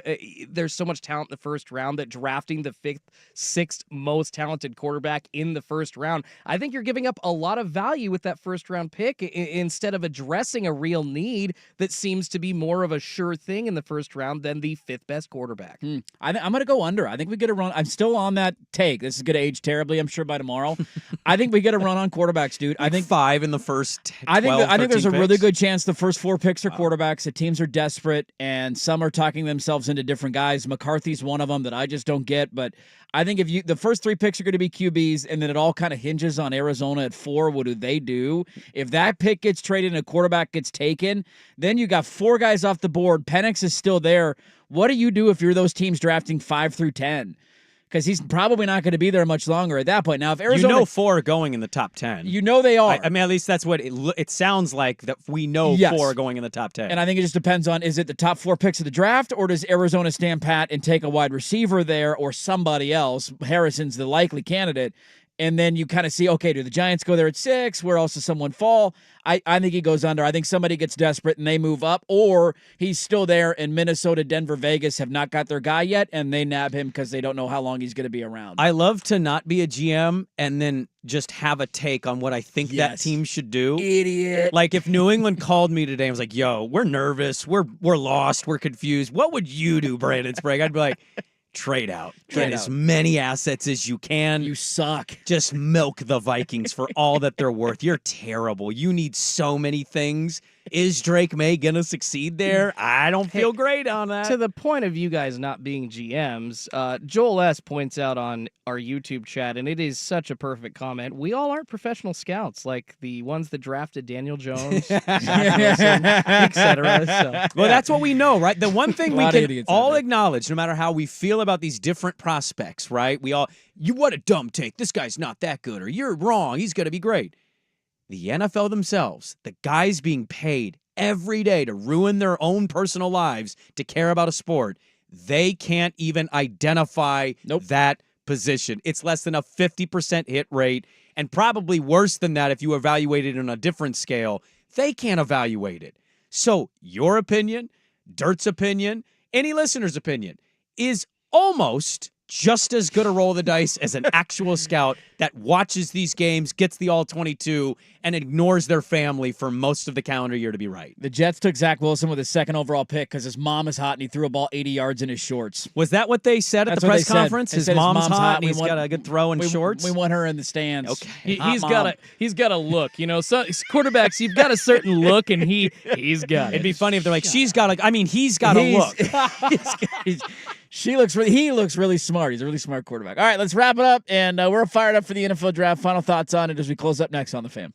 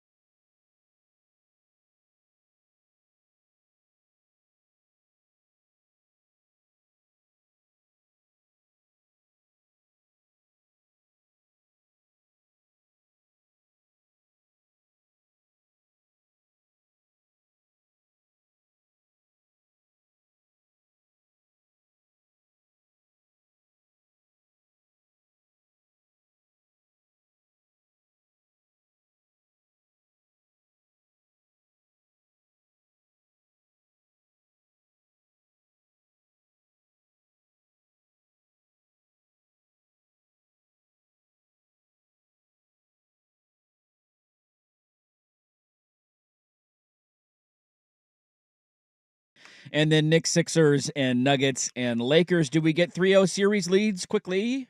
Both of them? No. Philly gets a win? Philly gets a win. The Laker one is Lakers are favored in the game tonight. Yeah, no, it's a coin They're flip. the favorite. If you told me they lose in 5, like, you're not going to be shocked by that. No. I'll still take Denver. Okay. That's just, this seems like there's a little bit of value there. Thing you and I talked about during a break, and we don't need to bemoan this. We've done a lot of NFL stuff today. I'm jacked for the draft. It's going to be amazing to watch. NBA playoffs, NHL hockey, obviously, as I get tagged in tweets saying I'm not man enough because I'm not watching hockey. You're not. That's what the people are saying. Yeah, they are saying that in the streets. You little Nancy Boy Sprague. That's what they call you. Actually, you know what? I was called Nancy Boy by my uncle back in the day when I got earrings. It's funny you said that. I literally was called Fancy Nancy because I had cubic zirconium earrings because I thought I was cool. You should not have said that out loud. Why? I'm going to start calling you Fancy That's Nancy okay. now. That's all right. That's a phenomenal nickname. Soy Boy, Fancy Nancy. Hey, Fancy Nancy. It's a little thing, but this is just kind of our only, why we highlight some nervousness about the future of the Blazers. It seems like they're going to jump off that root ship soon, which is great. We couldn't have announced that before the Seattle hockey team. What city are we in again? I forget. They're going to be on KGW. Oh. I hope we can get something like that. Are we doing a show in Seattle right? No, we're doing a show in Portland. That's right. Name the last time that the Portland Trailblazers organization was on the forefront or made the right public decision and announced it about ownership anything. is not a problem, Schulte. Okay. Ownership is that's not a deal. Gotcha. It's not a problem at all. Everything's fine. So is it the fans? What is it? You're the problem. Hey, you're the problem. Good luck to everybody's team tonight. I'm sure your team's going to hit the right draft pick. Yes, you're going to hit your home team's run. going to win the draft. And I hope we get absolute chaos and insanity. The Chargers have drafted J.J. McCarthy. Can you imagine if that happened tonight? Oh, my God. They won't do it. They won't do it. Hey, by the way, quick note for the YouTube bros out there. Make sure you subscribe to the channel, like the video while you're there. Ryan Clark of the Oregonian, we're going to do something with him later today. Yes. YouTube exclusive. Expect that in the afternoon on the YouTube page. Oregon spring game. Just have some. He's covering the Ducks. He's down there. Big spring game on Saturday. We'll have some on that tomorrow. We'll break down everything that happens tonight. It is going to be a fancy Nancy Fancy show tomorrow. I can't wait. We will talk to you tomorrow at 6 a.m. Enjoy the draft, everybody. Calling us next, listening to 1080 The Fan. I'm Trista Crick with BetQL. All eyes are on women's basketball after an